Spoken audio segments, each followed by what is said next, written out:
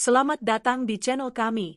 Saudara-saudara pendengar setia, pada hari ini kami menghadirkan sebuah kisah yang akan mengingatkan kita semua bahwa keputusan yang diambil dalam sekejap karena kesombongan bisa menjadi beban yang menghantui seumur hidup.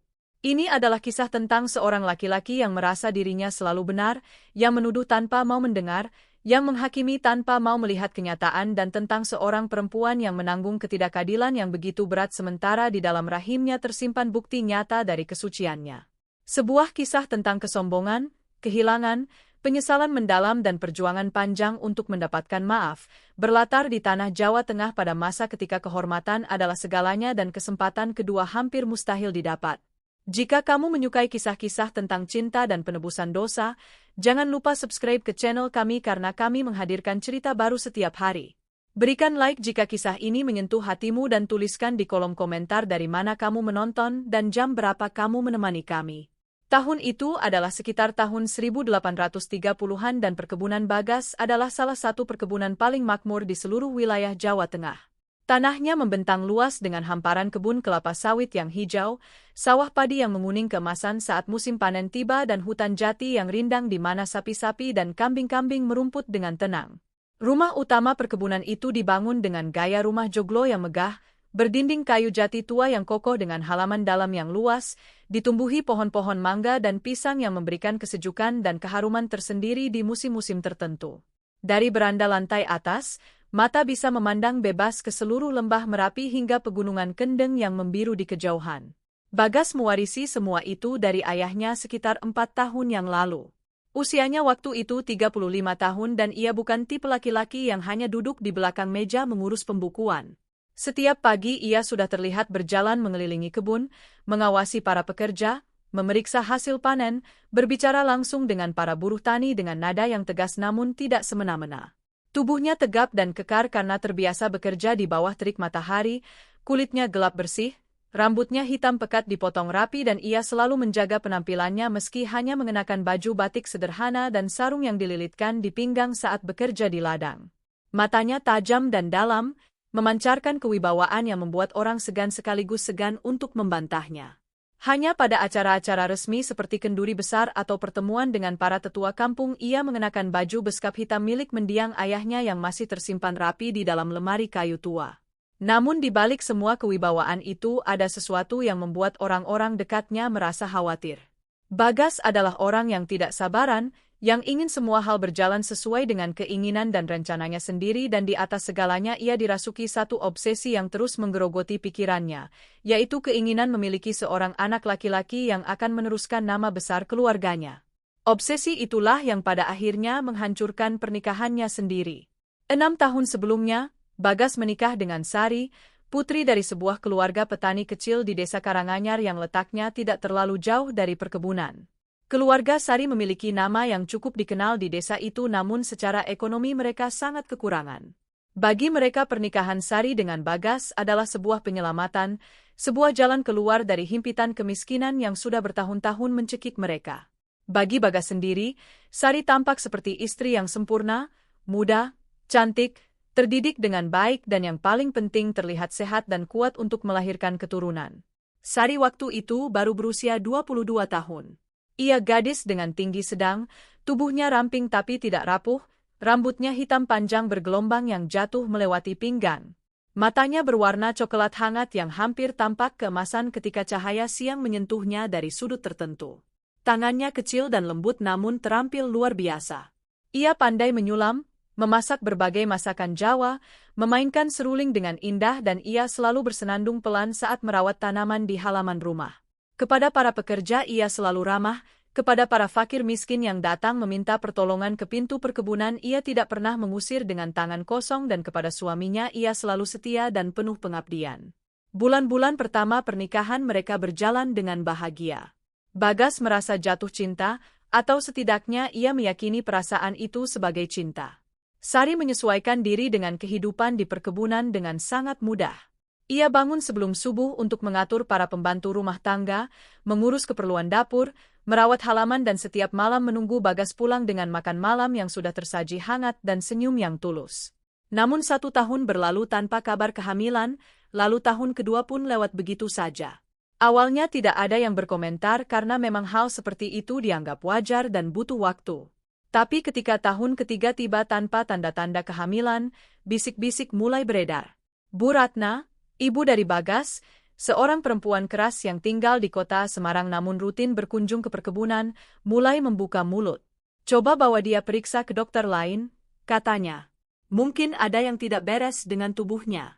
Bagas yang terpengaruh oleh tekanan ibunya dan frustrasinya sendiri yang semakin hari semakin menumpuk mulai berubah.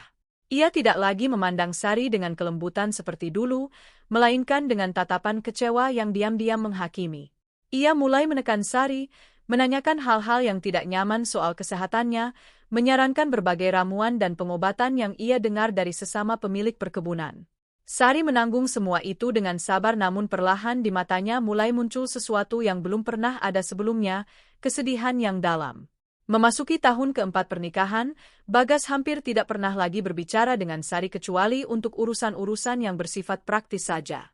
Ia semakin sering pergi meninggalkan perkebunan, kadang berhari-hari di Kecamatan Boyolali atau di kota Semarang, membiarkan Sari sendirian menjaga rumah. Sari menjadi semakin pendiam, semakin menarik diri, tubuhnya terlihat semakin kurus dan ia tidak lagi bersenandung saat merawat tanaman di halaman. Pak Darmo, pengurus perkebunan yang sudah lama mengabdi, adalah orang yang akhirnya mencoba berbicara terus terang dengan Bagas. Pak Darmo adalah laki-laki yang sudah menginjak usia 65 tahun, rambutnya putih semua dan jenggotnya yang panjang memberinya tampilan seperti seorang sesepuh yang penuh wibawa. Ia telah bekerja untuk keluarga Bagas selama lebih dari 30 tahun dan mengenal Bagas sejak masih kecil. Ia adalah salah satu dari sedikit orang yang berani berbicara jujur kepada Bagas tanpa rasa takut. Pada suatu sore saat mereka sedang memeriksa buku catatan hasil panen di ruang kerja, Pak Darmo berkata dengan serius, "Bagas, ada hal penting yang perlu aku sampaikan tentang Sari." Bagas mengangkat wajahnya dengan ekspresi lelah. "Sudahlah Pak Darmo, aku tidak mau membahas itu." "Tidak bisa tidak Bagas," Pak Darmo bersikeras dengan nada yang tidak bisa dibantah. "Perempuan itu sedang menderita.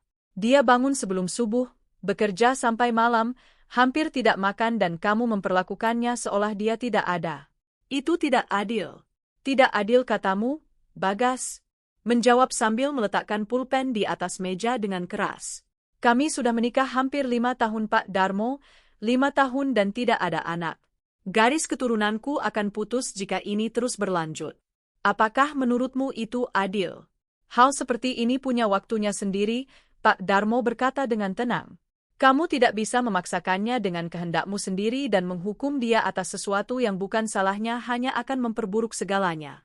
Namun Bagas tidak mau mendengar.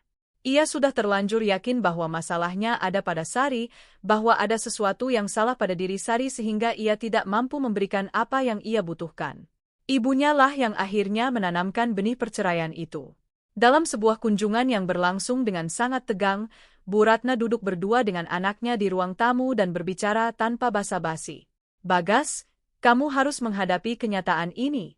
Perempuan itu mandul. 5 tahun sudah lebih dari cukup untuk membuktikannya. Jika kamu tetap mempertahankan pernikahan ini, kamu akan kehilangan satu-satunya kesempatanmu untuk punya keturunan." "Bu, cerai bukan perkara yang bisa diambil begitu saja," Bu Ratna memotong dengan cepat. "Semua yang sudah dibangun oleh ayahmu dan kakekmu akan sia-sia jika tidak ada penerus. Aku kenal ketua MUI di sini. Kita bisa mengurus talak dengan cara yang benar secara agama. Itu satu-satunya jalan keluar." Bagas butuh waktu berbulan-bulan untuk mengambil keputusan itu, namun tekanan dari ibunya ditambah frustrasinya yang terus menumpuk dan obsesinya untuk memiliki pewaris akhirnya mendorongnya untuk melangkah. Ia mengurus semua keperluan administrasi cerai, berbicara dengan Ustaz Hamid dan menyiapkan semua dokumen yang diperlukan. Sari baru mengetahuinya ketika Ustaz Hamid datang ke perkebunan membawa surat-surat itu. Saat itu Sari sedang memangkas tanaman di halaman ketika Ustaz Hamid memanggilnya. Bagas bahkan tidak punya keberanian untuk menyampaikannya sendiri. Ia menyuruh Ustaz Hamid melakukan pekerjaan kotornya. Sari membaca surat-surat itu dengan tangan gemetar lalu menatap Ustaz Hamid dengan mata yang sudah penuh air mata. "Cerai," bisiknya. "Iya Sari," Ustaz Hamid menjawab dengan lembut. Beliau adalah orang yang baik hati yang sudah mengenal Sari sejak pertama kali ia tiba di perkebunan dan ia tidak sanggup membalas tatapan Sari. Maafkan saya, Sari. Bagas merasa ini yang terbaik. Yang terbaik, Sari mengulang kata-kata itu dan suaranya pecah. Yang terbaik untuk siapa? Malam itu Sari mencoba berbicara dengan Bagas. Ia menunggunya di kamar dengan surat-surat cerai di tangannya. Ketika Bagas masuk larut malam, ia tampak terkejut melihat Sari masih terjaga di sana. Sari, kamu seharusnya tidak di sini. Aku perlu bicara denganmu. Sari berdiri sambil berkata, tolong Bagas, dengarkan aku dulu. Tidak ada yang perlu dibicarakan lagi. Keputusan sudah diambil. Tapi ini tidak adil. Sari bersikeras dan air mata mulai mengalir di pipinya. Aku sudah menjadi istri yang baik. Aku sudah melakukan semua yang kamu minta. Mengapa kamu menghukumku atas sesuatu yang tidak ada dalam kendalinya? Aku tidak sedang menghukummu, Bagas menjawab meski suaranya terdengar hampa. Aku hanya bersikap realistis. Aku butuh penerus. Kamu tidak bisa memberikannya. Hanya itu. Hanya itu, Sari mengulang dengan tatapan tidak percaya. 6 tahun pernikahan hanya berakhir dengan kata-kata seperti itu. Apakah aku tidak berarti lebih dari itu bagimu? Bagas tidak menjawab. Ia membalikkan badan dan keluar dari kamar sambil menutup pintu di belakangnya. Proses cerai selesai 2 bulan kemudian. Keluarga Sari mendapatkan kembali sebagian mahar namun jumlahnya sangat kecil dibandingkan apa yang telah mereka serahkan dulu. Sari hanya diizinkan membawa pergi pakaiannya dan beberapa barang pribadi yang masuk ke dalam 2 koper tua. Hari kepergiannya, hanya Pak Darmo yang datang untuk mengucapkan selamat tinggal. Ia menemukan Sari sedang menunggu andong yang akan membawanya kembali ke desa keluarganya. Matanya merah habis menangis namun ekspresinya memancarkan martabat yang tidak bisa dirobohkan oleh siapapun. Sari, Pak Darmo berkata sambil menggenggam kedua tangan Sari di antara telapak tangannya yang sudah keriput. Aku sangat menyesal atas semua yang terjadi ini. Ini sungguh tidak benar. Terima kasih Pak Darmo, Sari menjawab dengan suara bergetar. Bapak selalu baik padaku. Jika suatu saat nanti kamu butuh bantuan apapun, kirimkan kabar padaku. Kata orang tua itu, apapun yang terjadi kamu layak mendapatkan pertolongan. Sari mengangguk karena tidak sanggup lagi berkata-kata. Lalu dengan dibantu kusir andong ia naik dan duduk di dalamnya dan ketika kendaraan itu mulai melaju di jalan tanah berdebu ia menoleh ke belakang untuk terakhir kalinya. Bagas berdiri di jendela ruang kerjanya menatap kepergiannya. Ketika mata mereka bertemu sesaat, Bagas memalingkan wajah dan menarik tirai jendela. Sari kembali ke keluarganya di desa Karanganyar yang jaraknya sekitar 2 jam perjalanan dengan andong dari perkebunan. Desa itu kecil dengan hanya sekitar 70 rumah yang berjejer rapat di sekitar lapangan tanah tempat masjid desa berdiri. Rumah keluarga Sari adalah bangunan sederhana berlantai 1 berdinding anyaman bambu berlapis tanah liat dengan atap genteng tanah liat yang sudah menua. Di sana tinggal ayahnya Pak Slamet, ibunya Buati dan adik laki-lakinya Andi. Sambutan yang diterimanya sangat dingin.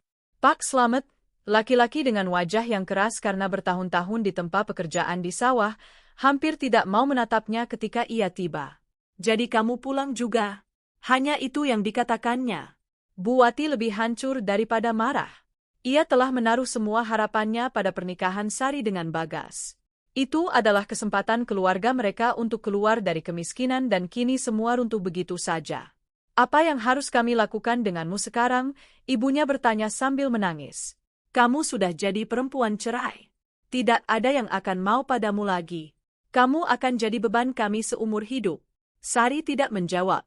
Ia hanya pergi ke kamar kecil yang dulu pernah ia bagi bersama adiknya dan menangis sampai tertidur kelelahan. Hari-hari berikutnya bagaikan badai aib dan penolakan yang silih berganti. Para perempuan desa berbisik-bisik ketika Sari melintas. Anak-anak kecil menunjuk-nunjuknya. Ustaz Hamid yang dulu mengantarkan surat cerai mencoba menghiburnya namun kata-katanya terasa hampa dan tidak menyentuh apapun. Sari mencoba membantu pekerjaan rumah, mengerjakan tugas-tugas yang diberikan ibunya namun Buati memperlakukannya dengan penuh kebencian yang tidak tersembunyi. Kalau kamu dulu jadi istri yang lebih baik, tidak akan ada cerita seperti ini, kata ibunya berkali-kali. Baru pada minggu ketiga setelah kepulangannya, Sari mulai merasakan tanda-tanda yang tidak biasa. Mual setiap pagi, rasa lelah yang tidak bisa dijelaskan dan kemudian ketidakhadiran siklus bulanannya. Awalnya ia tidak mau percaya karena itu terasa mustahil. Setelah bertahun-tahun tidak juga hamil, kenapa justru sekarang, di saat ia sudah tidak lagi berstatus istri? Namun tanda-tanda itu terus berlanjut. Ia menunggu sebulan lagi untuk memastikan dan kemudian sebulan lagi. Ketika keyakinan itu sudah tidak bisa disangkal lagi, sudah 3 bulan berlalu sejak proses cerai selesai. Ia hamil.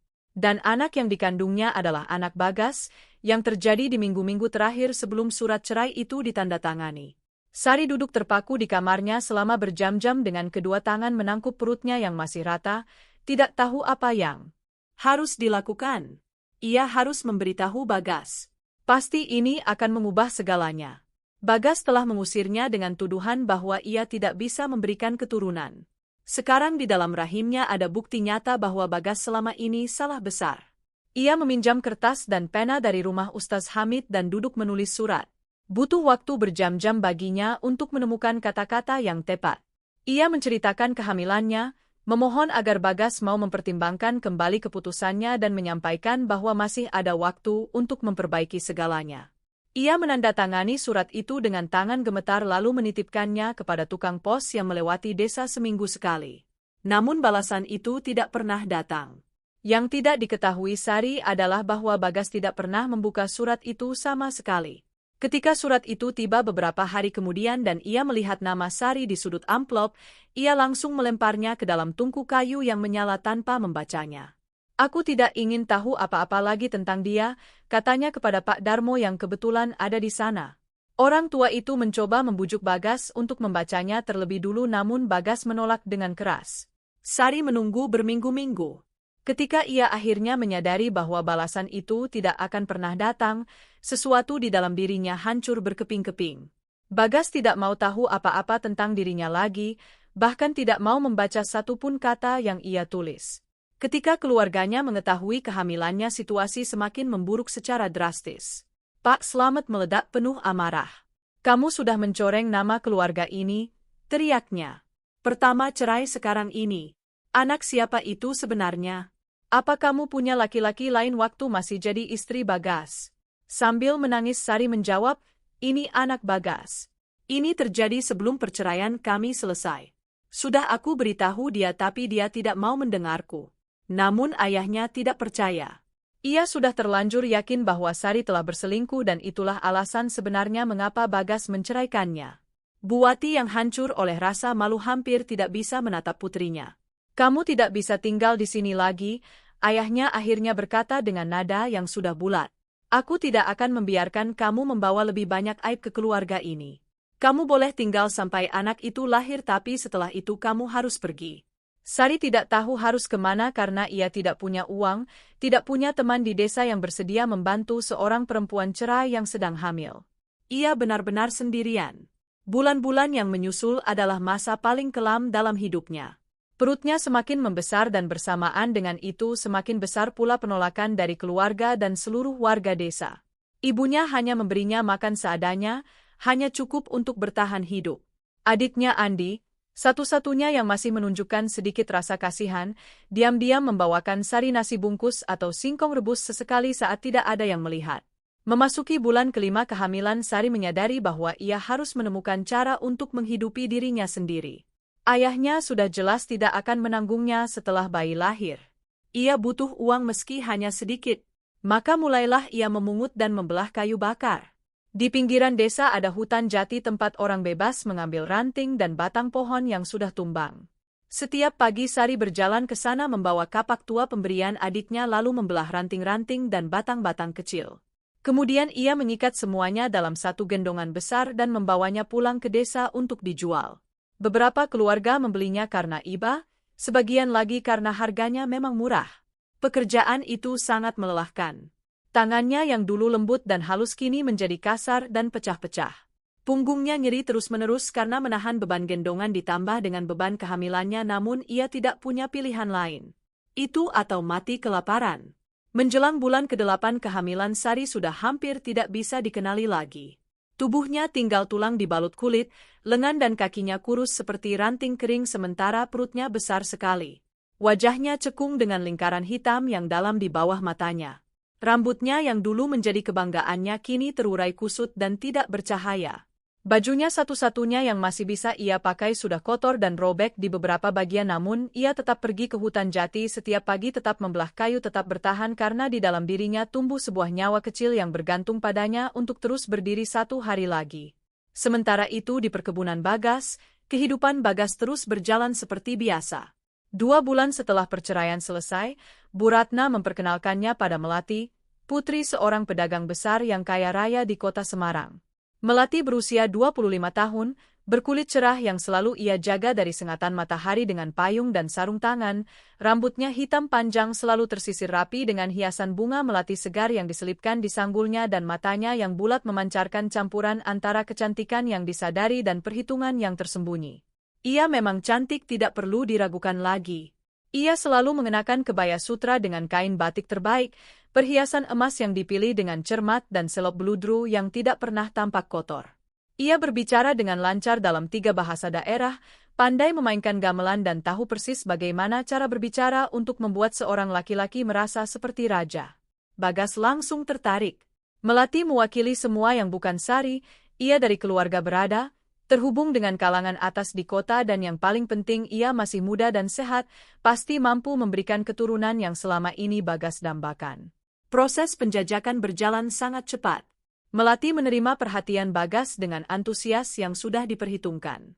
Ayahnya Pak Hendra melihat Bagas sebagai apa yang sudah lama ia cari, seorang pemilik perkebunan luas yang bisa melengkapi jaringan bisnisnya. Sebuah perjanjian pranikah ditandatangani, tanggal pernikahan sementara ditetapkan, dan Melati mulai sering berkunjung ke perkebunan. Pak Darmo mengamati semua ini dengan kekhawatiran yang terus bertumbuh. Melati bersikap sopan padanya ketika Bagas ada di dekat mereka, namun ketika Bagas tidak melihat, cara ia memperlakukan para pembantu sangat berbeda, penuh rasa rendah diri yang hampir tidak disembunyikan. Ia berbicara kepada para pembantu rumah tangga seolah mereka bukan manusia. Ia terus-menerus mengeluhkan bahwa perkebunan itu terlalu sederhana dan butuh banyak perubahan agar sesuai dengan seleranya.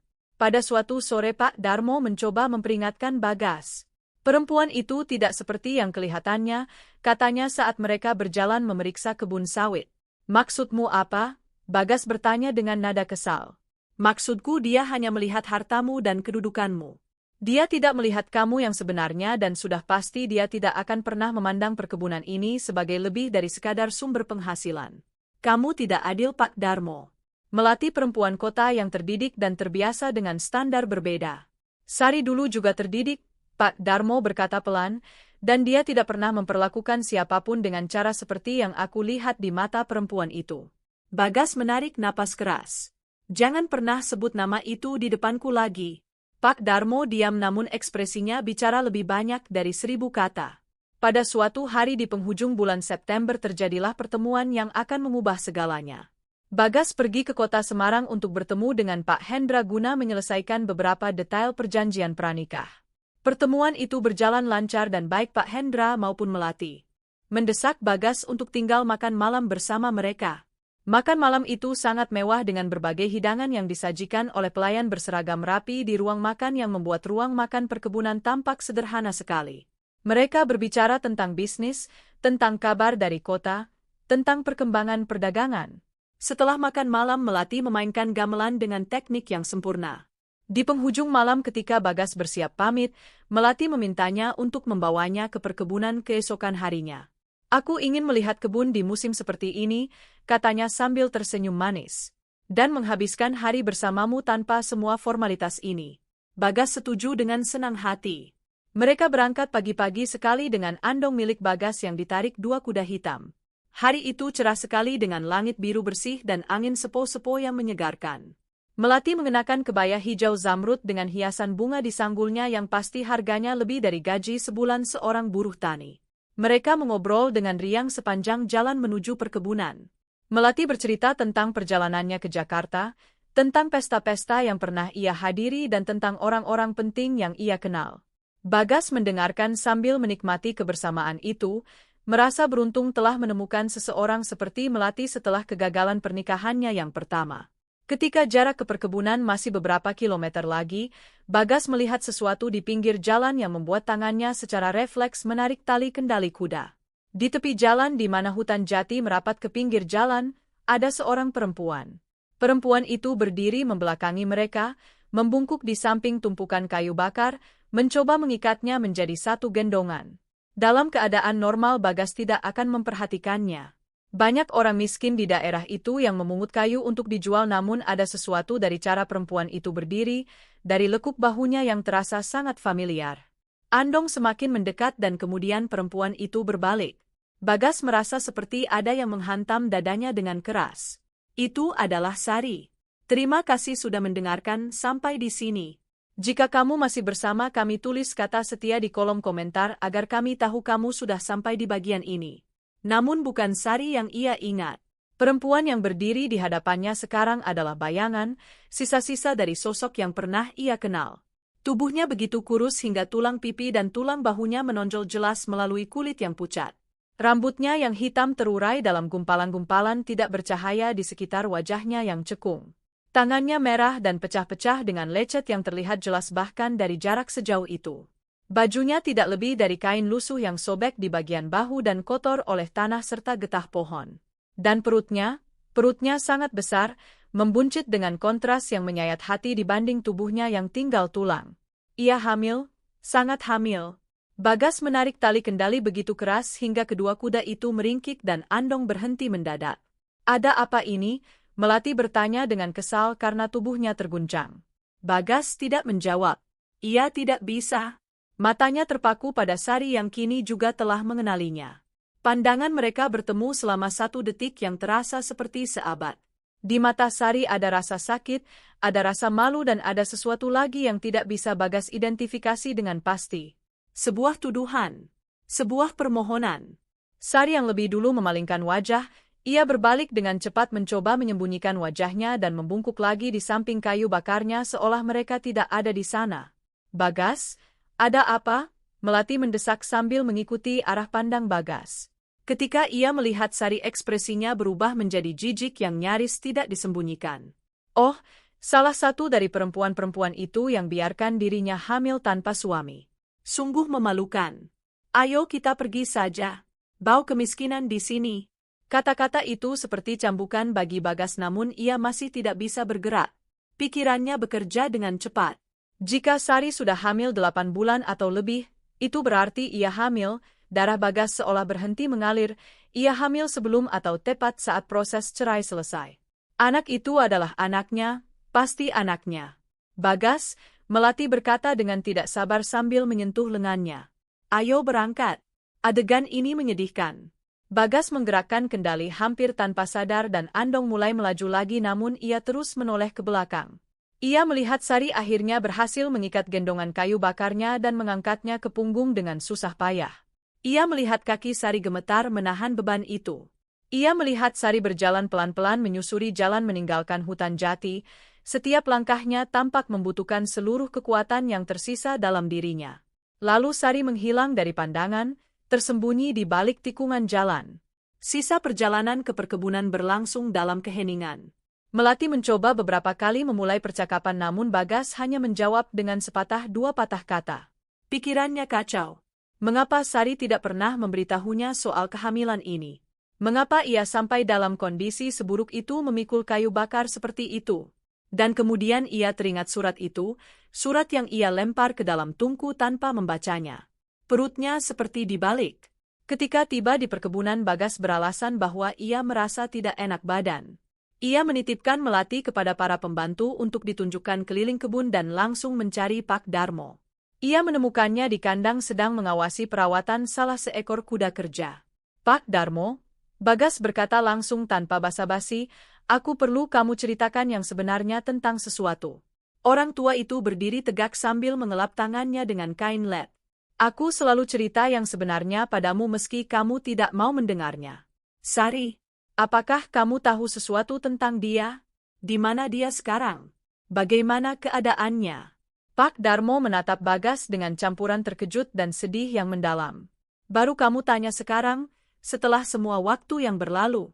Jawab saja, Bagas berkata dan suaranya terdengar lebih putus asa dari yang ia maksudkan. Pak Darmo menghela napas panjang. Dia ada di desa Karanganyar. Tinggal dengan keluarganya. Meski kata tinggal terlalu mulia untuk menggambarkan apa yang sebenarnya ia jalani. Ayahnya mengusirnya dari rumah begitu tahu soal kehamilan itu. Menuduhnya selingkuh. Sekarang dia tinggal di gubuk reot di ujung desa. Membelah dan menjual kayu bakar untuk bertahan hidup. Bagas merasa seolah dinding kandang itu semakin merapat menghimpitnya. Dan bayinya, milik siapa anak itu? Pak Darmo menatap langsung ke matanya. Anakmu, tentu saja. Milik siapa lagi? Perempuan itu tidak pernah berkhianat padamu, Bagas, tidak sekalipun. Dan kamu menuduhnya, mengusirnya, membiarkannya membusuk dalam kesengsaraan sementara ia mengandung anakmu sendiri. Dia tidak pernah memberitahuku. Dia mengirim surat. Pak Darmo memotong sambil menaikkan suaranya untuk pertama kalinya dalam bertahun-tahun. Aku melihat surat itu datang.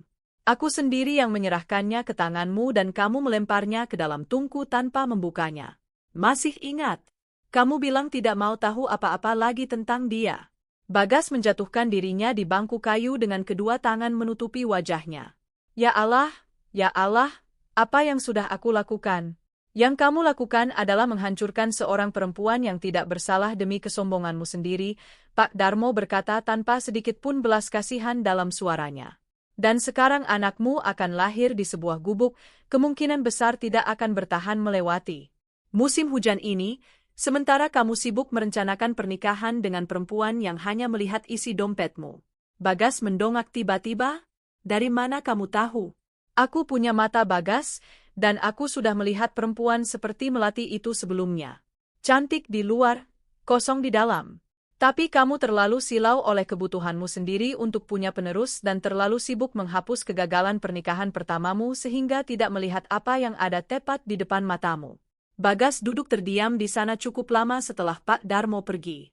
Pikirannya kacau balau oleh rasa bersalah, rasa ngeri dan kesadaran yang semakin membesar tentang betapa besar kesalahan yang telah ia perbuat.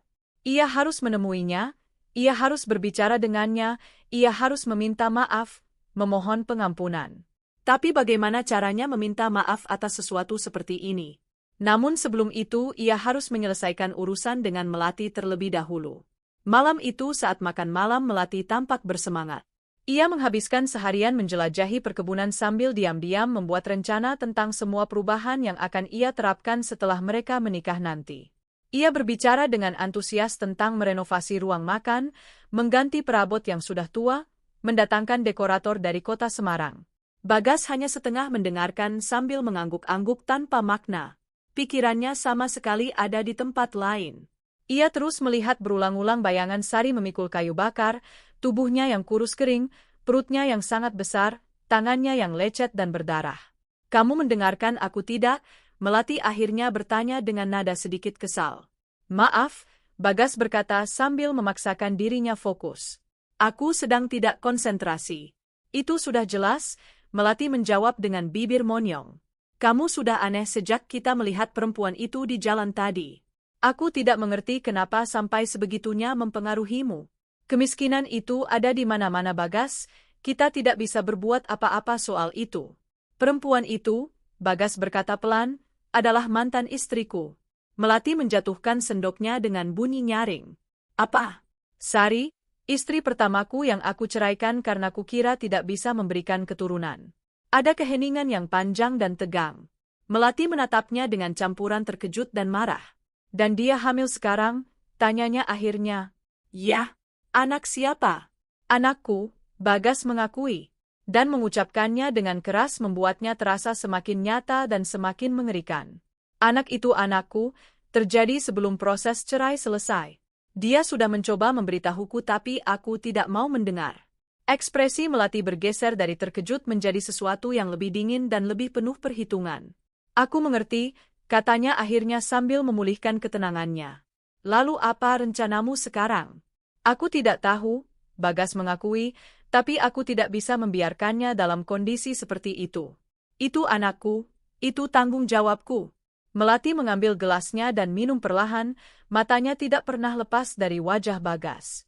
Aku paham dilemamu, katanya dengan suara yang menipu kelembutannya. Tapi kamu harus memikirkan konsekuensinya. Kalau kamu menolongnya secara terbuka, kalau kamu mengakui anak itu sebagai anakmu, reputasimu akan hancur. Orang-orang akan bilang kamu mengusirnya dalam keadaan hamil, bahwa kamu adalah orang yang kejam dan aku juga akan ikut terkena dampaknya. Itu memang kenyataannya, Bagas berkata. Aku memang kejam. Aku mengusirnya dalam keadaan hamil. Aku tidak tahu waktu itu tapi seharusnya aku mencari tahu. Seharusnya aku mau mendengarkan. Melati meletakkan gelasnya lebih keras dari yang diperlukan. Lalu bagaimana dengan kita berdua, dengan rencana kita? Dengan masa depan kita. Bagas menatapnya untuk pertama kalinya dengan sungguh-sungguh dalam percakapan itu. Ia melihat kecantikan yang hanya ada di permukaan, keanggunan yang dilatih dan di balik semua itu ia melihat persis apa yang Pak Darmo sudah katakan, perhitungan, kepentingan diri sendiri dan ketiadaan rasa kasihan yang sama sekali. Aku tidak tahu, katanya dengan jujur. Aku butuh waktu untuk berpikir. Melati berdiri tiba-tiba. Kita tidak punya waktu tak terbatas, Bagas. Ayahku sudah menginvestasikan uang dan waktu dalam perjanjian ini. Kalau kamu memutuskan untuk mundur sekarang hanya karena mantan istri yang hamil dan hidup dalam kesengsaraan, akan ada konsekuensinya. Kamu mengancamku. Aku bersikap realistis, Melati menjawab dengan dingin. Sesuatu yang jelas sudah kamu lupakan. Ia pergi tanpa berpamitan, meninggalkan Bagas sendirian di ruang makan. Malam itu Bagas tidak bisa tidur. Ia terjaga hingga subuh duduk di samping jendela kamarnya menatap ke arah cakrawala di mana ia tahu desa Karanganyar berada. Ketika matahari mulai terbit ia sudah mengambil keputusan. Ia harus pergi menemui Sari. Ia harus mencoba memperbaiki meski hanya sebagian kecil dari kerusakan yang telah ia sebabkan. Ia berpakaian dengan sederhana, memerintahkan kudanya disiapkan dan memberitahu Pak Darmo bahwa ia tidak tahu kapan akan kembali. Kamu mau menemuinya? Orang tua itu bertanya. Ya. Bagus, Pak Darmo berkata dan untuk pertama kalinya dalam berbulan-bulan sebuah senyum muncul di wajahnya. Itu langkah pertama menuju hal yang benar. Bagas menunggang kudanya menuju desa Karanganyar dengan jantung berdegup kencang. Ia tidak tahu apa yang akan ia katakan kepada Sari. Ia tidak tahu apakah Sari bahkan mau menemuinya namun ia harus mencoba. Ia tiba di desa saat matahari sudah cukup tinggi. Desa Karanganyar tampak lebih kecil dari yang ia ingat, lebih miskin. Rumah-rumah tampak tidak terawat, jalan-jalan berlubang dan dipenuhi lumpur. Anak-anak yang bermain di halaman masjid mengenakan pakaian yang sudah ditambal berkali-kali dengan wajah-wajah kusam. Ia bertanya tentang rumah keluarga Sari dan ditunjukkan sebuah jalan menuju ujung desa.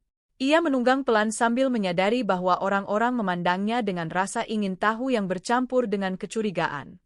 Rumah keluarga Pak Slamet adalah bangunan berlantai satu berdinding anyaman bambu dengan atap yang sudah lapuk, lebih kecil dari yang ia bayangkan. Namun ketika ia bertanya tentang Sari, seorang perempuan yang sedang mencuci pakaian di depan pintu menunjuk lebih jauh ke arah sebuah bangunan yang hampir tidak layak disebut rumah. Itu hanya sebuah gubuk. Dindingnya dari papan kayu yang sudah lapuk dan berlubang, atapnya bolong di beberapa tempat dan tidak ada pintu yang sebenarnya, hanya selembar kain usang yang tergantung di lubang masuk. Bagas turun dari kudanya dan berjalan mendekat dengan perlahan. Jantungnya berdegup begitu keras hingga terasa bergemuruh di telinganya. Sari, panggilnya, suaranya hampir hanya bisikan. Tidak ada jawaban. Ia mendekat lagi dan menyibakkan kain yang berfungsi sebagai pintu itu. Bagian dalam gelap dan berbau lembab serta asap kayu bakar. Ada tikar tipis di lantai tanah, sebuah meja kayu yang sudah goyang dan di sudut ruangan tumpukan kayu bakar yang disusun rapi. Dan Sari, duduk di atas tikar itu dengan kedua lengan melingkari lututnya, menatapnya dengan mata yang bagaikan sumur yang dalam berisi rasa sakit. Pergi, katanya dan suaranya hampir tidak terdengar. Sari, pergi, ia berteriak sekarang dengan suara yang lebih keras meski air mata mulai mengalir di pipinya.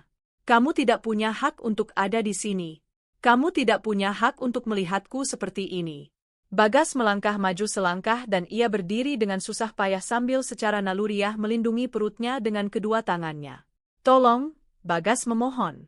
Aku hanya ingin bicara. Bicara, Sari mengulang dengan tawa pahit. Sekarang mau bicara, setelah semua yang terjadi, setelah menuduhku, mengusirku, mengabaikan suratku, membiarkanku membusuk di sini. Aku tidak tahu. Tentu saja kamu tahu, Sari memotong dan suaranya pecah. Aku sudah memberitahumu. Aku sudah menulis surat dan kamu mengabaikanku.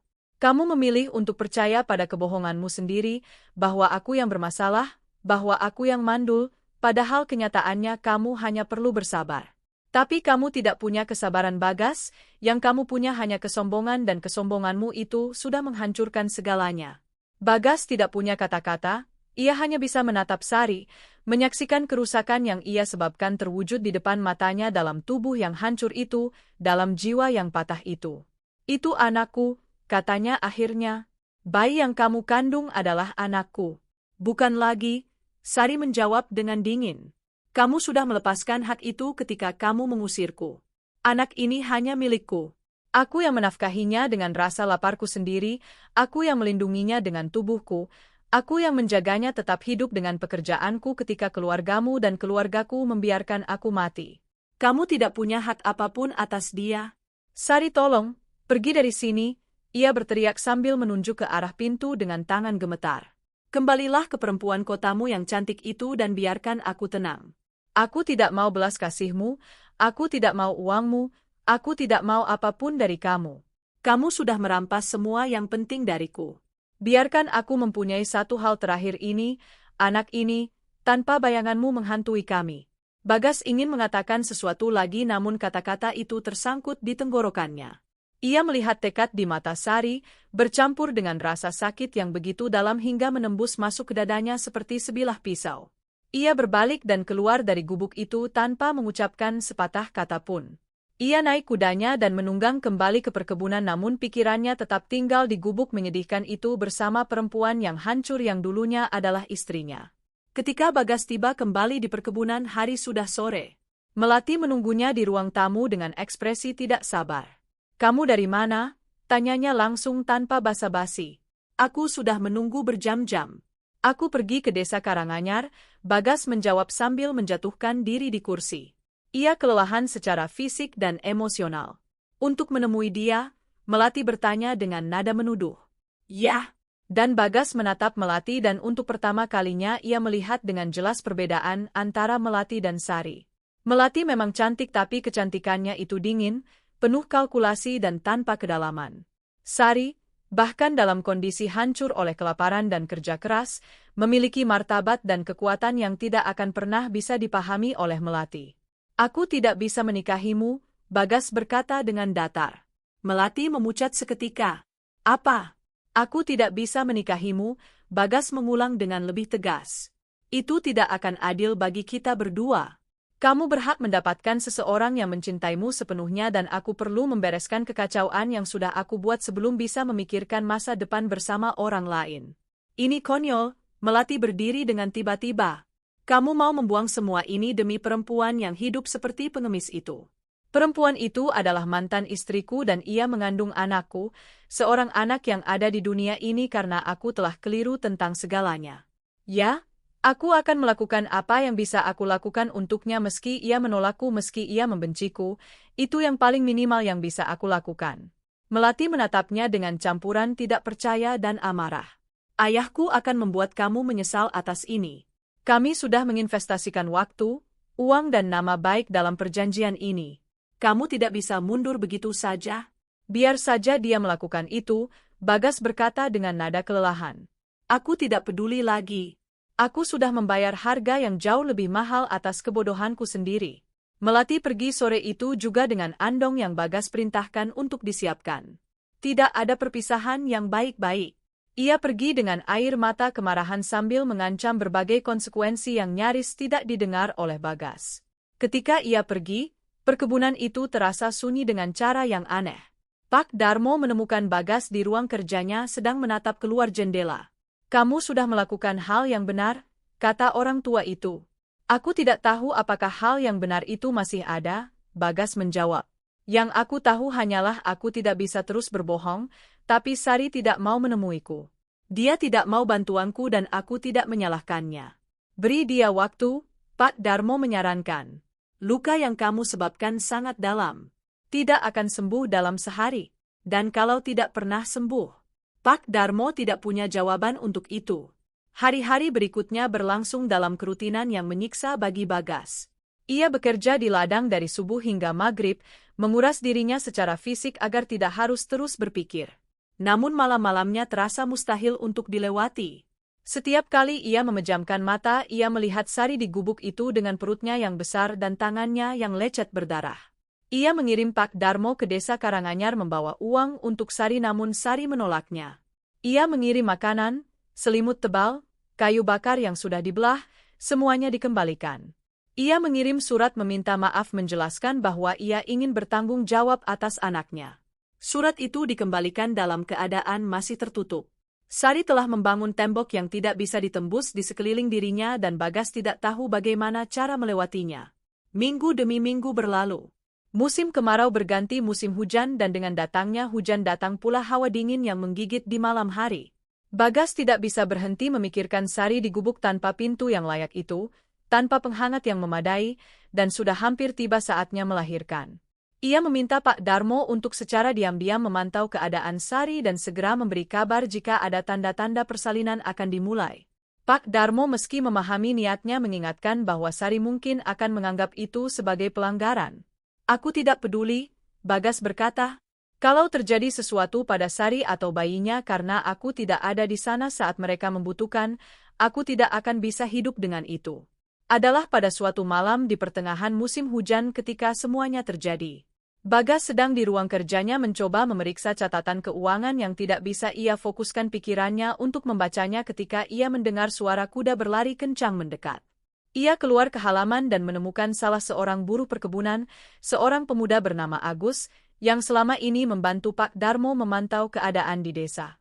Tuan, Agus terengah-engah sambil melompat turun dari kudanya. Pak Darmo yang menyuruh aku ke sini. Ini soal Sari. Persalinannya sudah mulai dan ada masalah besar. Bagas tidak menunggu untuk mendengar lebih lanjut.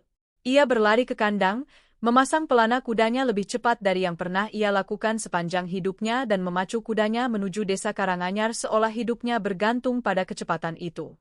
Malam itu gelap gulita tanpa bulan dan hujan mulai turun. Jalan menjadi licin di bawah tapak kuda, namun Bagas tidak memperlambat lajunya. Yang ada dalam pikirannya hanya satu, tiba di sana, berada di sana, melakukan sesuatu apapun. Ketika ia tiba di desa, ia mengikuti petunjuk Agus menuju gubuk Sari. Ada cahaya di dalamnya, beberapa lampu minyak tanah yang menciptakan bayangan-bayangan menari di dinding. Ia bisa mendengar suara-suara orang dan di atasnya suara rintihan kesakitan yang membuat darahnya seolah membeku. Ia melompat turun dari kuda dan masuk tanpa mengetuk. Pemandangan di dalam gubuk itu kacau balau. Ada 3 perempuan di sana. Buwati, Ibu Sari, dengan wajah pucat dan ketakutan. Seorang perempuan tua yang Bagas kenali sebagai bidan kampung setempat dengan tangan berlumur darah dan ekspresi yang sangat serius. Seorang gadis muda yang memegang lampu minyak tanah dan Sari sendiri di atas tikar tipis itu, tubuhnya menggeliat kesakitan. Seluruh tubuhnya basah oleh keringat. Wajahnya sepucat kapas dan bibirnya membiru di bagian tepinya. Apa-apaan ini? Buwati berteriak ketika melihatnya. Pergi, kamu tidak punya hak. Bagas sama sekali mengabaikannya. Ia berlutut di sisi Sari dan menggenggam tangannya. Aku di sini, katanya meski ia tidak yakin apakah Sari bisa mendengarnya. Aku di sini, Sari. Mata Sari terbuka sebentar, berkabut oleh rasa sakit dan demam. Sesaat ia tampak tidak mengenalinya.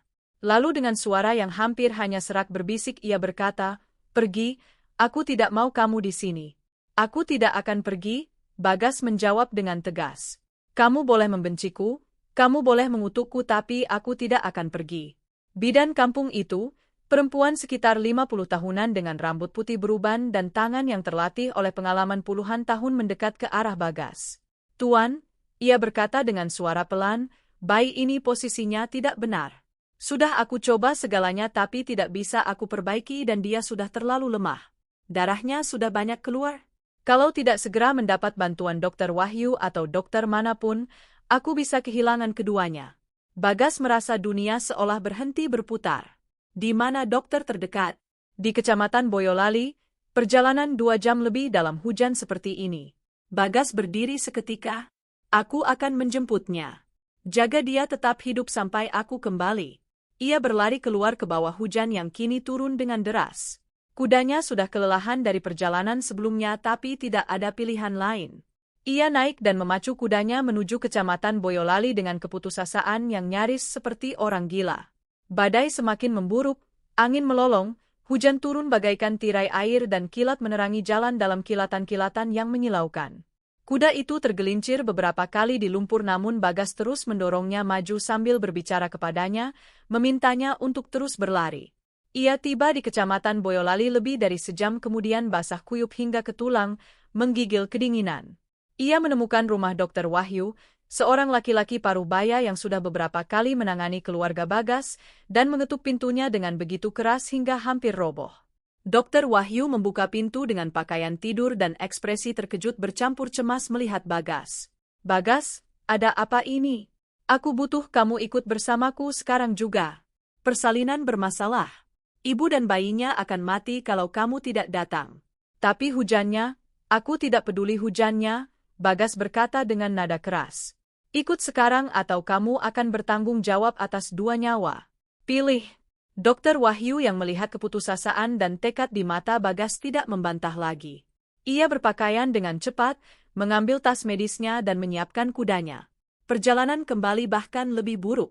Badai mencapai puncaknya dengan guntur yang menggelegar seperti meriam dan kilat yang mengubah malam menjadi siang sesaat. Kuda-kuda berjuang melawan angin dan lumpur namun Bagas tidak membiarkan mereka berhenti. Ketika mereka akhirnya tiba di desa Karanganyar sudah hampir 3 jam sejak Bagas pergi meninggalkan gubuk itu. 3 jam di mana Sari telah berjuang mempertaruhkan nyawanya dan nyawa bayinya. Mereka masuk ke dalam gubuk dan Bagas merasa jantungnya berhenti sejenak. Sari sudah tidak merintih lagi. Ia terbaring diam, terlalu diam, matanya terpejam dan wajahnya putih seperti kapas. Darah membasahi tikar di bawahnya. Ia tidak bisa menyelesaikan pertanyaannya. Masih bernapas, bidan kampung itu berkata dengan suara gemetar, tapi sangat lemah. Dr. Wahyu langsung bekerja, memeriksa Sari lalu berbalik ke arah Bagas dengan ekspresi serius. "Aku harus melakukan tindakan untuk mengeluarkan bayinya. Itu satu-satunya cara tapi dia sangat lemah, bisa jadi dia tidak akan bertahan. Dan bayinya sudah terlalu lama kekurangan aliran darah. Aku tidak bisa menjanjikan apapun." "Lakukan apa yang perlu kamu lakukan," Bagas berkata dan suaranya pecah. "Tolong selamatkan mereka." Dr. Wahyu mengangguk dan memerintahkan Bagas untuk keluar namun Bagas menolak. "Aku tetap di sini. Apapun yang terjadi aku tetap di sini." 2 jam berikutnya adalah 2 jam terpanjang dalam hidup Bagas. Ia berdiri di sudut gubuk itu mengamati sementara Dr. Wahyu bekerja dengan cepat dan tepat. Bidan kampung itu membantunya menyerahkan peralatan, memegang lampu minyak tanah, membersihkan darah. Buwati sudah keluar karena tidak kuat menyaksikan semuanya. Sari sempat sadar sebentar selama prosedur itu berlangsung dan menjerit kesakitan. Sebuah suara yang menembus tubuh Bagas seperti pisau belati. Ia mencoba mendekat namun bidan kampung itu menahannya. "Biarkan beliau bekerja, Tuan. Kamu tidak bisa membantu di sini." Bagas tetap di tempatnya dengan kepalan tangan yang erat sambil merasakan setiap teriakan Sari seolah dialah yang sedang dioperasi. Dan kemudian di tengah badai dan kekacauan itu terdengar suara lain, tangisan yang lemah pada awalnya kemudian semakin menguat, tangisan seorang bayi. Bagas melompat mendekat. Dr. Wahyu memegang sebuah gumpalan kecil berlumuran darah yang sedang ia bersihkan dengan kain. Itu adalah bayi yang sangat kecil, terlalu kecil, namun hidup dan menangis dengan kuat. "Laki-laki," kata Dr. Wahyu sambil cepat membungkusnya dengan kain bersih. "Kecil tapi paru-parunya bagus. Dia punya kesempatan." Bagas mengulurkan kedua tangannya tanpa berpikir dan Dr. Wahyu menyerahkan bayi itu kepadanya. Bagas menatap wajah mungil itu, keriput dan merah dengan mata terpejam dan mulut terbuka dalam tangisan. Anaknya yang selama ini tumbuh di rahim Sari sementara ia merencanakan kehidupan baru bersama perempuan lain, anaknya yang hampir tidak pernah sempat lahir ke dunia karena kesombongan dan kebutaannya. Air mata mengalir di wajah Bagas tanpa bisa ia tahan. "Sari?" tanyanya dengan suara serak, matanya tidak pernah lepas dari bayi itu. Dr. Wahyu tidak segera menjawab. Ia masih bekerja di atas tubuh Sari dengan tangan berlumur darah, ekspresinya penuh konsentrasi yang tegang.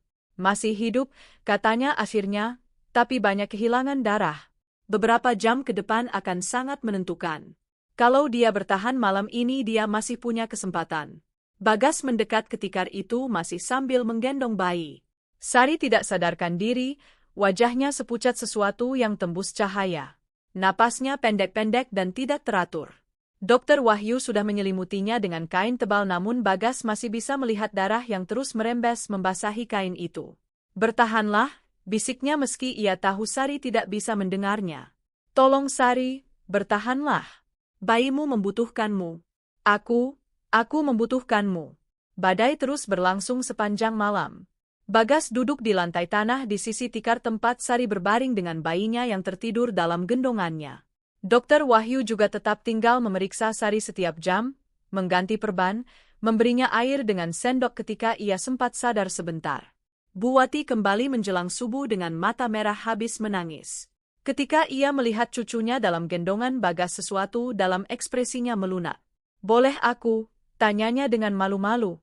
Bagas mengangguk dan dengan hati-hati menyerahkan bayi itu kepadanya. Bu Wati memandang cucunya itu dengan campuran takjub dan kelembutan dan air mata kembali mengalir di pipinya. Dia mirip ibunya, bisiknya. Matanya sama. Bagas menatap bayi itu dan melihat bahwa itu memang benar, meski matanya masih sering terpejam ketika sesekali terbuka sekilas matanya berwarna coklat keemasan seperti mata Sari. Sari tetap tidak sadarkan diri sepanjang hari itu. Demamnya naik turun. Kadang ia merintih kesakitan dan kadang ia terbaring begitu diam hingga Bagas harus mendekatkan telinganya untuk memastikan Sari masih bernapas. Dokter Wahyu menjelaskan bahwa 3 hari ke depan akan sangat kritis. Jika infeksi tidak menyerang, jika tubuhnya bisa pulih dari kehilangan darah yang banyak itu maka masih ada kesempatan, namun kesempatan yang kecil. Bagas tidak beranjak dari sisinya. Ia mengirim pesan ke perkebunan melalui salah seorang buruh, memberitahu Pak Darmo untuk mengurus semuanya. Ia tidak akan kembali sampai ia tahu bahwa Sari akan selamat. Selama 3 hari itu Bagas merawat Sari dengan pengabdian yang mengejutkan semua orang di desa. Ia membersihkan tubuh Sari ketika demam membuatnya basah oleh keringat. Ia memberi Sari minum dengan sendok ketika Sari setengah sadar. Ia berbicara kepada Sari meski Sari tidak bisa menjawab, menceritakan tentang bayinya, betapa kuatnya si kecil itu, betapa ia sangat membutuhkan ibunya. Dan ketika bayi itu menangis kelaparan, Bagaslah yang mencari seorang ibu menyusui di desa, seorang ibu muda yang melahirkan beberapa minggu sebelumnya dan memiliki air susu yang cukup untuk 2 bayi. Bagaslah yang menggendong bayinya saat disusui, yang menimangnya ketika menangis, yang mengganti kain bedongnya. Pak Darmo datang pada hari kedua membawa pakaian bersih, makanan dan uang. Ketika ia melihat pemandangan itu, Bagas yang kelelahan, belum bercukur, dengan pakaian bernoda darah, menggendong bayi mungil sambil memantau Sari yang tidak sadarkan diri, ia hanya mengangguk. Begini lebih baik, hanya itu yang dikatakannya. Pada hari ketiga demam Sari akhirnya mulai turun. Napasnya menjadi lebih teratur. Warna mulai kembali sedikit demi sedikit ke pipinya. Dokter Wahyu yang sudah beberapa kali bolak-balik memeriksa menyatakan bahwa masa yang paling berbahaya sudah terlewati. Dia selamat, katanya dengan kelegaan yang nyata. Dia lebih kuat dari yang aku perkirakan. Bagas merasa beban yang sangat berat terangkat dari dadanya. Ia menjatuhkan diri di sisi tikar itu, kelelahan, dengan air mata lega yang mengalir bebas di wajahnya. Sari benar-benar sadar pada hari keempat. Ia membuka matanya perlahan, menatap atap gubuk dengan pandangan bingung. Lalu matanya bergerak dan menemukan Bagas yang tertidur di lantai di sisinya dengan bayinya terlelap dalam pelukannya. Selama beberapa saat ia hanya memandang. Ia melihat jenggot beberapa hari di wajah Bagas, lingkaran hitam yang dalam di bawah matanya, pakaian yang kusut dan bernoda. Ia melihat bagaimana Bagas menggendong bayi itu dengan kelembutan yang belum pernah ia lihat sebelumnya. Bagas, bisiknya dan suaranya hampir tidak terdengar. Bagas langsung terbangun seolah ia sudah menunggu suara itu. Ia duduk dengan cepat sambil berhati-hati agar tidak membangunkan bayi. Sari, katanya dan suaranya penuh emosi yang tidak ia coba sembunyikan. Alhamdulillah, aku pikir aku akan kehilanganmu. Apa yang kamu lakukan di sini? Tanyanya masih kebingungan. Aku sudah ada di sini sejak persalinanmu dimulai, Bagas menjelaskan. Aku yang pergi menjemput Dokter Wahyu. Beliaulah yang menyelamatkanmu. Menyelamatkan kamu dan anak kita. Sari memandang bayi dalam gendongan Bagas dan air mata mulai mengalir. Bayiku baik-baik saja, Bagas memastikan sambil mendekat agar Sari bisa melihat lebih jelas. Kecil tapi kuat, seperti ibunya. Sari mengulurkan tangan gemetar dan menyentuh pipi bayi itu dengan ujung jarinya. Si kecil bergerak merespons, menguap kecil. Laki-laki, Bagas mengkonfirmasi. Anak kita Sari. Sari lalu menatap Bagas dan di matanya ada begitu banyak perasaan hingga Bagas tidak bisa mengidentifikasi semuanya. Rasa sakit, kebingungan, kewaspadaan dan sesuatu lagi yang mungkin saja adalah harapan. Aku tidak mengerti, bisiknya. Kenapa kamu di sini? Kenapa kamu peduli sekarang? Bagas menarik napas panjang, menyadari bahwa inilah saatnya untuk berbicara jujur. Karena aku sudah buta Sari, secara harfiah dan secara kiasan.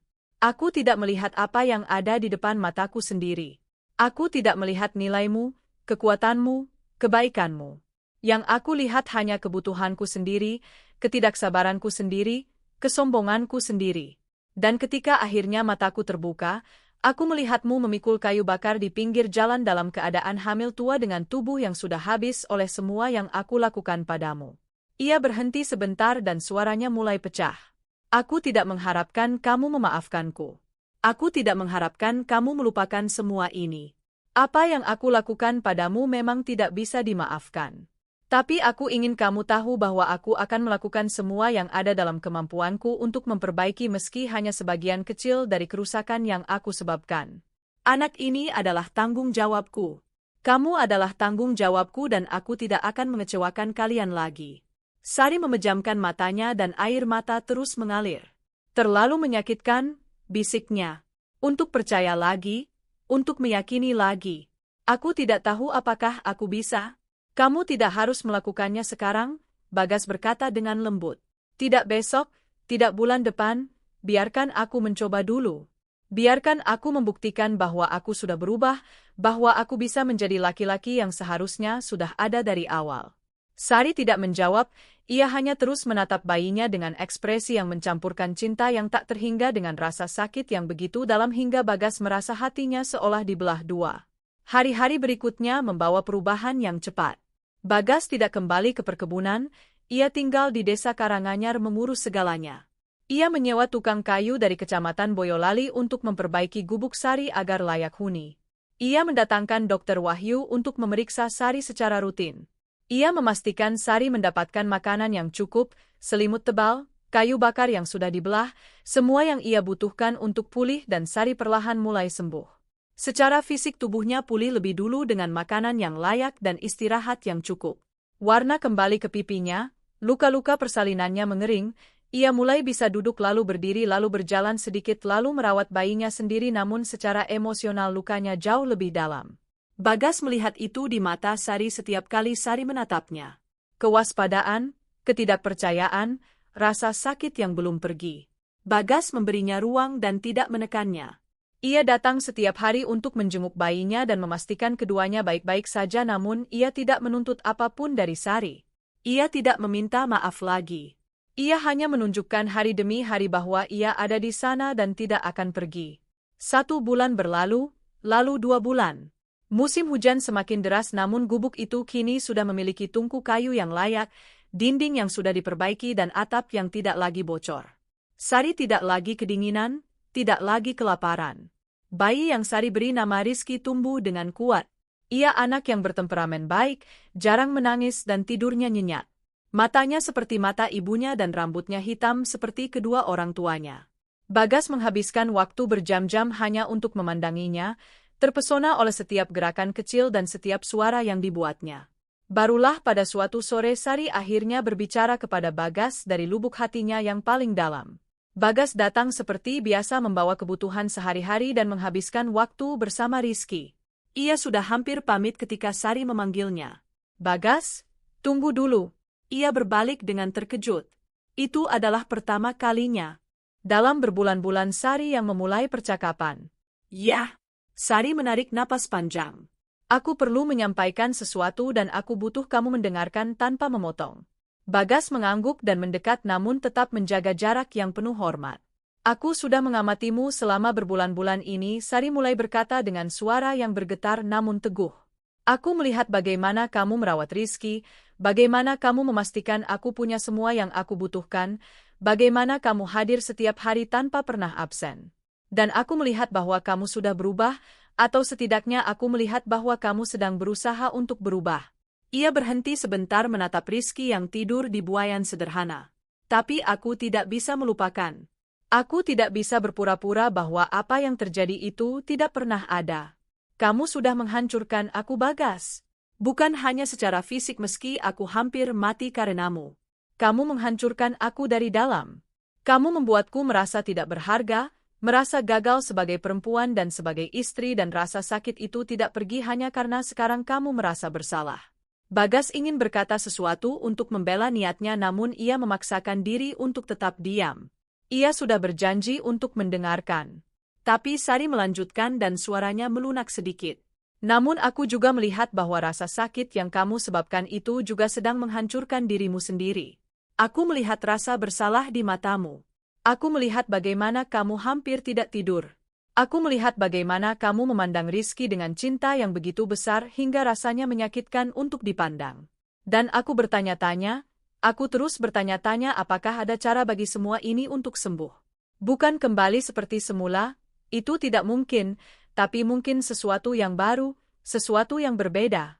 Ia mengangkat wajahnya dan menatap Bagas langsung. Kalau kita mau mencoba ini, kalau kita mau memberikan Rizky sebuah keluarga yang utuh, itu harus dimulai dari awal yang benar-benar baru. Bukan sebagai suami dan istri yang kembali bersama, tapi sebagai dua orang asing yang saling mengenal dari awal lagi. Dua orang yang patah yang mencoba membangun sesuatu yang lebih baik dari pecahan-pecahan yang tersisa. Bagas merasa seolah ia tidak bisa bernapas dengan normal. Kamu sedang mengatakan bahwa, aku sedang mengatakan bahwa aku memaafkanmu, Sari berkata dan air mata mulai mengalir deras di wajahnya. Bukan karena kamu layak mendapatkannya, bukan karena ini mudah, tapi karena membawa kebencian ini terus-menerus sedang membunuhku perlahan sama seperti kelaparan dan kedinginan pernah melakukannya. Dan karena anak kita berhak mendapatkan sesuatu yang lebih baik dari orang tua yang saling membenci. Bagas berlutut di hadapannya dengan air matanya sendiri yang mengalir bebas tanpa ia tahan. Terima kasih, bisiknya. Terima kasih Sari. Aku berjanji akan menghabiskan sisa hidupku untuk berusaha menjadi layak atas maaf itu. Sari mengulurkan tangan gemetar dan menyentuh pipinya. Kalau begitu mulailah sekarang. Mulailah dengan mengenalku lagi, bukan sebagai istri yang pernah kamu usir, tapi sebagai perempuan yang aku jadikan diriku sekarang, perempuan yang bertahan, perempuan yang menjadi ibu dari anakmu. Bagas menggenggam tangannya dan menciumnya dengan lembut. Aku sangat ingin mengenal perempuan itu. Dan begitulah semuanya dimulai, perlahan, dengan hati-hati, tanpa tergesa-gesa.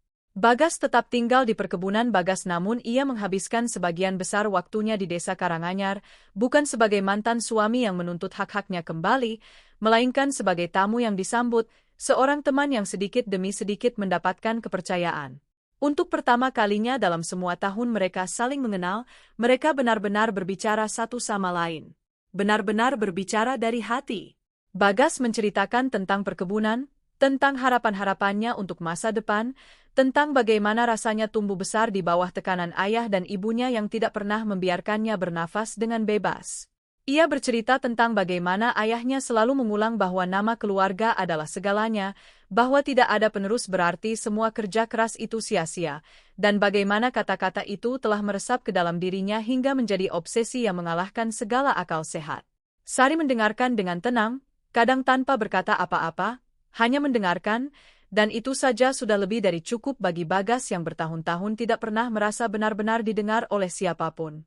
Sari kemudian menceritakan masa kecilnya di desa Karanganyar, tentang betapa sederhananya kehidupan di sana namun betapa banyaknya kebahagiaan kecil yang ia temukan di ladang dan di tepi sungai kecil yang mengalir di belakang rumah keluarganya. Ia bercerita tentang bagaimana ia belajar memasak dari neneknya yang sudah renta, tentang bagaimana ia menemukan kesenangannya dalam menanam bunga di pot-pot tanah liat di depan rumah. Tentang bagaimana mimpi-mimpinya yang sederhana tentang keluarga yang hangat dan penuh kasih sayang telah hancur begitu ia menginjakkan kaki di perkebunan besar itu sebagai seorang istri muda yang tidak tahu apa-apa tentang dunia laki-laki yang penuh kalkulasi. Ia juga menceritakan bulan-bulan yang gelap setelah perceraian itu, tentang bagaimana setiap pagi ia harus memaksakan dirinya untuk bangkit dari tikar tipis dan berjalan ke hutan jati meski tubuhnya sudah nyaris tidak bisa lagi menopang dirinya sendiri. Ia menceritakan tentang bagaimana adiknya Andi pernah diam-diam menyelipkan sebungkus nasi ke bawah pintunya di tengah malam dan bagaimana Sari menangis seorang diri memakannya karena dalam kelaparan itu ia masih merasakan ada yang peduli meski hanya dari satu orang. Ia menceritakan tentang bagaimana ia berbicara kepada bayinya setiap malam saat membelah kayu bakar, mengatakan kepada si kecil yang belum lahir itu bahwa mereka akan baik-baik saja, bahwa ibu tidak akan menyerah, meski di dalam hatinya ia sendiri tidak yakin apakah itu benar. Mendengar semua itu, Bagas tidak bisa berkata apa-apa. Ia hanya duduk dengan kepala tertunduk dan membiarkan rasa bersalah itu menghantamnya sepenuhnya tanpa mencoba mengelak atau membela diri. Karena itulah yang pertama kali membuat Sari mulai melihatnya secara berbeda. Bukan karena kata-kata manis atau janji-janji besar, tapi karena untuk pertama kalinya Bagas tidak membela dirinya. Ia hanya menerima kebenaran itu sebagaimana adanya. Dan perlahan sangat perlahan kewaspadaan di mata Sari mulai memudar. Pertama-tama digantikan oleh kenyamanan, kemudian oleh sesuatu yang menyerupai persahabatan dan akhirnya berbulan-bulan kemudian oleh sesuatu yang berpotensi menjadi cinta. Namun bukan cinta yang sama seperti yang dulu pernah ada, ini adalah sesuatu yang jauh lebih dalam, jauh lebih sadar, yang ditempa dalam penderitaan dan ditempa ulang oleh pengampunan. Proses itu tidak selalu mulus.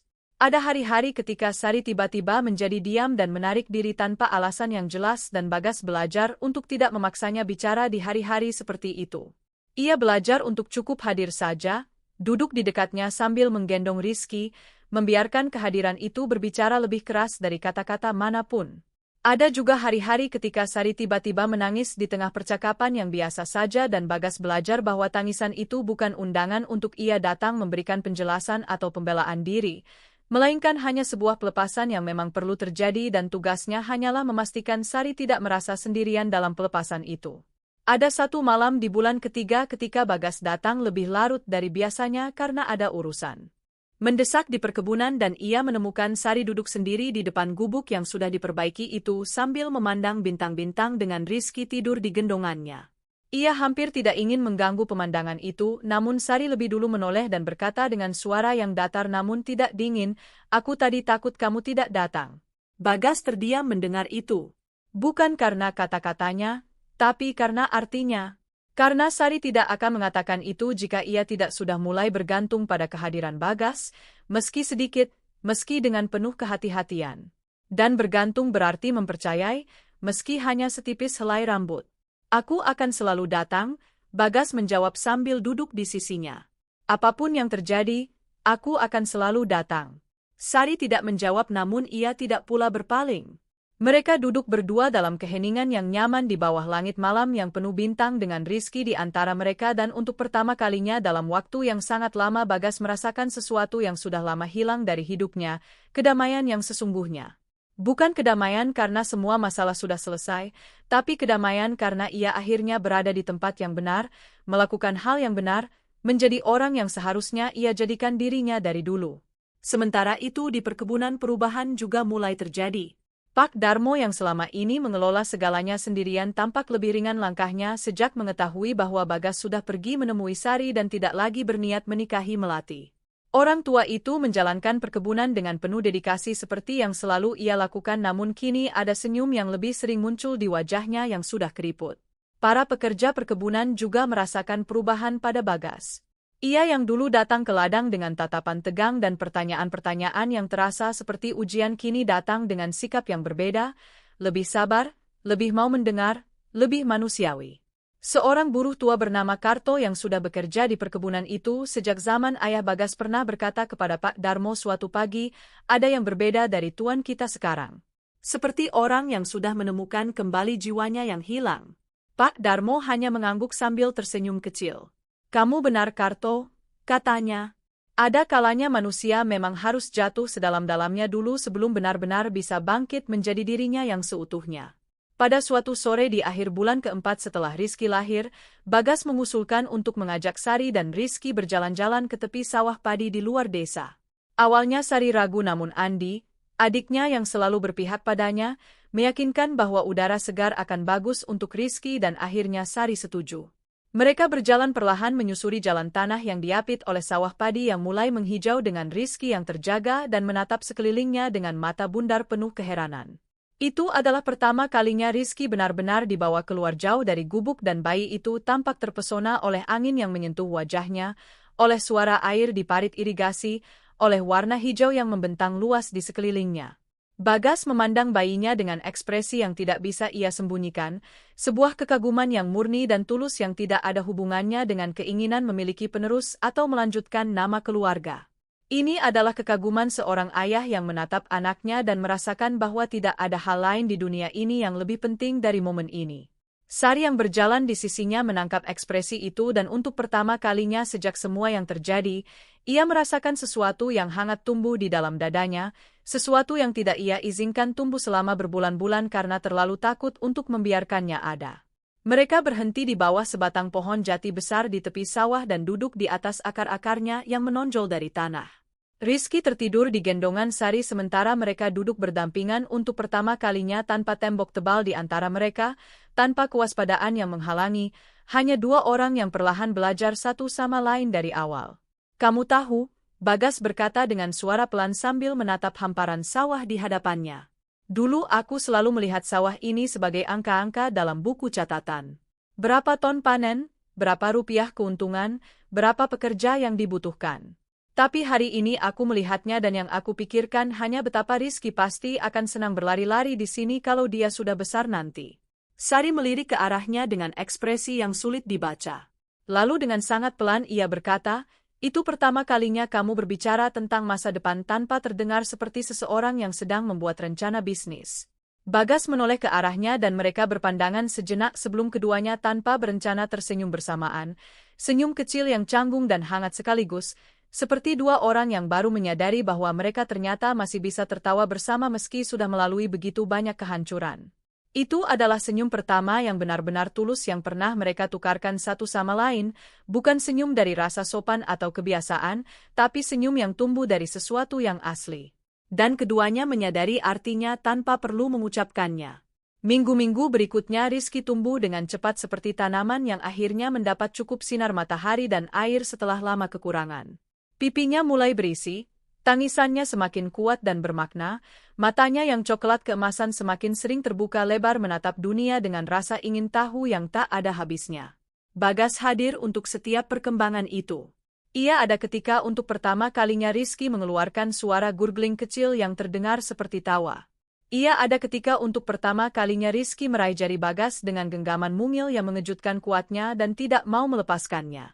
Ia ada ketika Rizky untuk pertama kalinya belajar membalikkan tubuhnya sendiri dan berhasil dengan ekspresi terkejut yang sangat menggemaskan hingga Sari dan Bagas tertawa bersamaan dengan keras untuk pertama kalinya. Di luar gubuk yang sudah semakin layak itu, kehidupan desa Karanganyar juga perlahan berubah sikapnya terhadap Sari.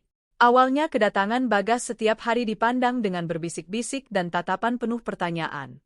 Para perempuan desa yang dulu membuang muka ketika Sari lewat kini mulai bertanya-tanya dengan rasa ingin tahu yang tidak bisa disembunyikan.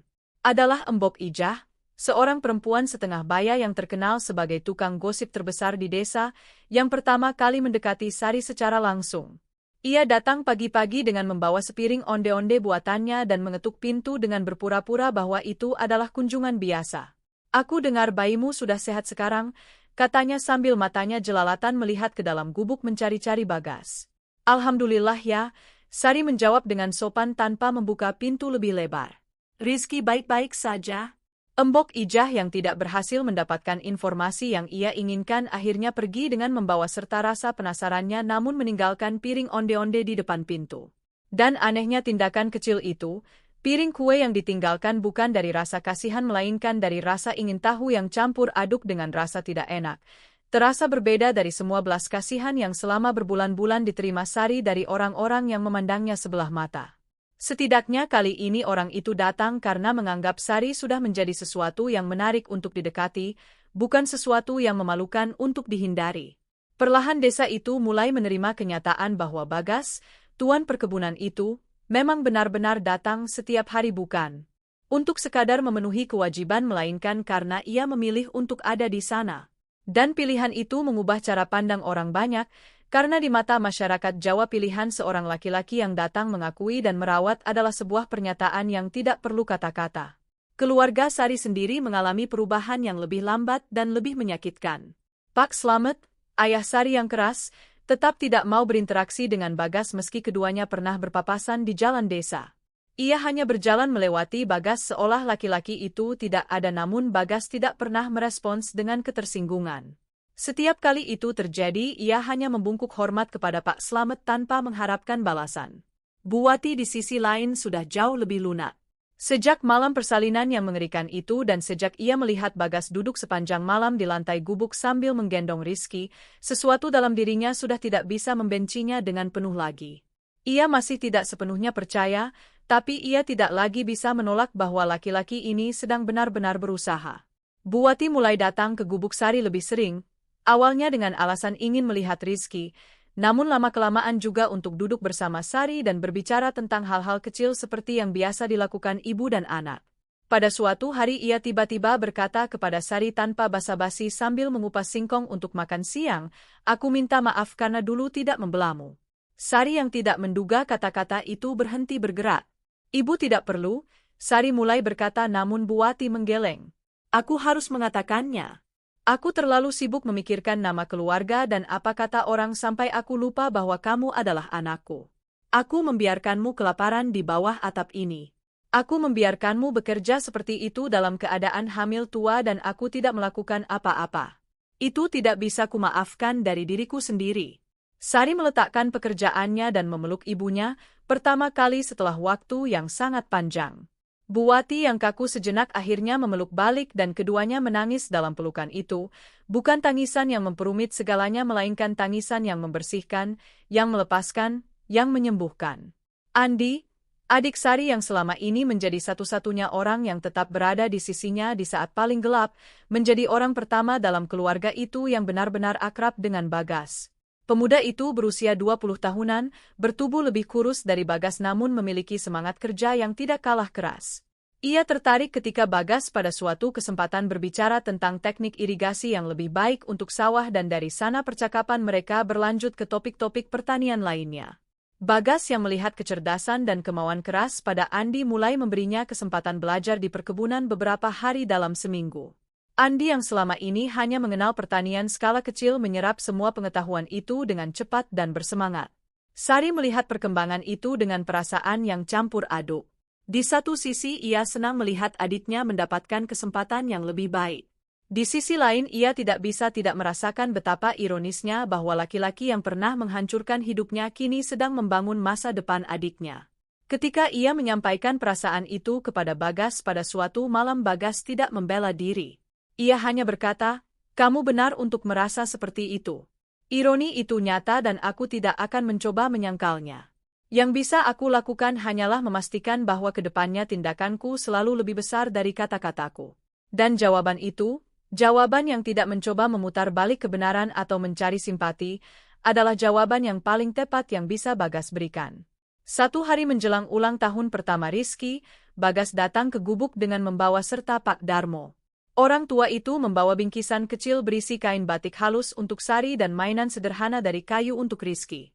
Pak Darmo duduk bersama mereka, meminum teh manis yang diseduh Sari dan berbicara dengan hangat seperti seseorang yang sudah lama tidak bisa mengunjungi keluarganya. Ia menceritakan perkembangan perkebunan, tentang bagaimana sawah padi tahun ini memberikan hasil yang lebih baik dari biasanya, tentang bagaimana Andi sudah menunjukkan kemajuan yang luar biasa dalam belajar. Dan kepada Sari ia berkata dengan suara yang penuh bobot, "Selama hidupku aku sudah banyak menyaksikan orang-orang melakukan kesalahan besar. Sebagian dari mereka tidak pernah menyadarinya dan terus melangkah seolah tidak ada yang salah. Sebagian lain menyadarinya namun tidak berani menghadapinya. Tapi yang paling langka adalah yang menyadari, menghadapi dan kemudian benar-benar berubah. Kamu sudah memberikan kesempatan kepada seseorang yang langka itu, Sari. Dan itu bukan kelemahan. Itu keberanian yang paling tinggi." Sari tidak langsung menjawab. Ia memandang Pak Darmo lama kemudian berkata dengan suara yang tenang, "Aku tidak melakukannya untuk dia, Pak Darmo. Aku melakukannya untuk diriku sendiri dan untuk Rizky. Karena aku tidak mau Rizky tumbuh besar melihat ibunya membawa dendam seperti batu di dadanya seumur hidup." Pak Darmo mengangguk pelan. Itu justru yang paling bijaksana, katanya. Kamu melakukannya bukan dari kelemahan melainkan dari kekuatan. Keesokan harinya di hari ulang tahun pertama Rizky, Bagas datang lebih pagi dari biasanya. Ia membawa serta makanan yang sudah ia minta dimasak oleh juru masak perkebunan sejak subuh, nasi tumpeng kecil dengan lauk pauk lengkap, ayam goreng kunyit, tempe bacem, sambal terasi dan berbagai makanan lain yang cukup untuk seluruh keluarga. Ia juga membawa Bu Wati dan Andi yang ia jemput lebih dulu sebelum ke gubuk. Bahkan Pak Slamet yang keras hati itu datang, meski tanpa mengucapkan sepatah kata pun kepada Bagas, kehadirannya saja sudah merupakan sebuah pernyataan bahwa tembok itu sedikit demi sedikit mulai retak. Mereka berkumpul di halaman gubuk yang sudah diperluas dan diperbaiki itu, keluarga kecil yang tidak sempurna namun nyata, duduk melingkar di sekitar nasi tumpeng sementara Rizky yang baru belajar duduk tegak duduk di tengah-tengah mereka dengan ekspresi serius yang menggelikan seolah bayi itu menyadari bahwa hari ini adalah hari istimewanya. Ketika Ustaz Hamid yang juga diundang memimpin doa syukuran singkat, Bagas duduk dengan kepala tertunduk dan dalam hati ia mengucapkan doanya sendiri, sebuah doa yang tidak mengandung permintaan apapun, hanya rasa syukur yang dalam atas kesempatan yang tidak pernah layak ia dapatkan namun diberikan kepadanya. Setelah semua tamu pulang dan hanya Bagas dan Sari yang tersisa menjaga Rizky yang sudah mengantuk kekenyangan, Bagas berkata dengan suara yang tenang namun penuh makna. Sari, aku perlu bertanya sesuatu dan kamu boleh menjawab dengan cara apapun yang kamu rasakan benar. Sari menatapnya sambil menunggu. Maukah kamu dan Rizky kembali ke perkebunan bersamaku? Bukan sebagai istri yang dipaksa kembali, bukan karena tekanan siapapun. Tapi sebagai perempuan yang memilih, yang memutuskan sendiri bahwa inilah yang ia inginkan. Dan kalau kamu belum siap aku akan menunggu, seminggu lagi, sebulan lagi, setahun lagi, apapun yang kamu butuhkan. Sari diam cukup lama. Ia memandang Rizky yang tertidur dengan pipi menempel di pahanya, memandang halaman gubuk yang sudah diperbaiki namun tetap saja terlalu kecil dan sederhana, memandang langit sore yang mulai memerah di ufuk barat. Kemudian ia berkata, aku mau. Tapi dengan satu syarat. Bagas menunggu tanpa bergerak. Aku ingin membawa ibuku. Aku tidak mau meninggalkannya di sini sendirian. Bagas mengangguk tanpa ragu. Sudah, tentu. Rumah itu cukup besar untuk semua orang yang kamu cintai. Sari memandangnya lagi dan kali ini di matanya tidak ada lagi tembok, tidak ada lagi kewaspadaan yang menjaga jarak. Ada sesuatu yang lebih terbuka, lebih jujur, lebih berani. Maka mulailah babak baru itu. Bagas mengurus perpindahan dengan penuh perhatian. Ia tidak ingin tergesa-gesa, tidak ingin membuat Sari merasa seperti ia sedang dipindahkan melainkan seperti ia sedang memilih untuk pindah. Ia menyewa tukang-tukang kayu terbaik dari Kecamatan Boyolali untuk merenovasi sayap timur rumah perkebunan, menciptakan ruang yang sepenuhnya baru, dengan desain yang Sari sendiri yang menentukan. Ia meminta Sari datang ke perkebunan beberapa kali sebelum pindah untuk melihat perkembangannya dan memberikan masukan. Sari yang tidak pernah diberi kesempatan berpendapat tentang apapun selama pernikahan pertamanya awalnya bingung dan tidak terbiasa namun lama-lama ia mulai menikmati kebebasan itu. Ia memilih warna cat dinding yang lebih cerah dari biasanya untuk kamar Rizky, warna kuning seperti bunga matahari. Ia meminta sebuah taman kecil di halaman belakang tempat ia bisa menanam sayur dan bunga seperti yang ia lakukan di rumah masa kecilnya.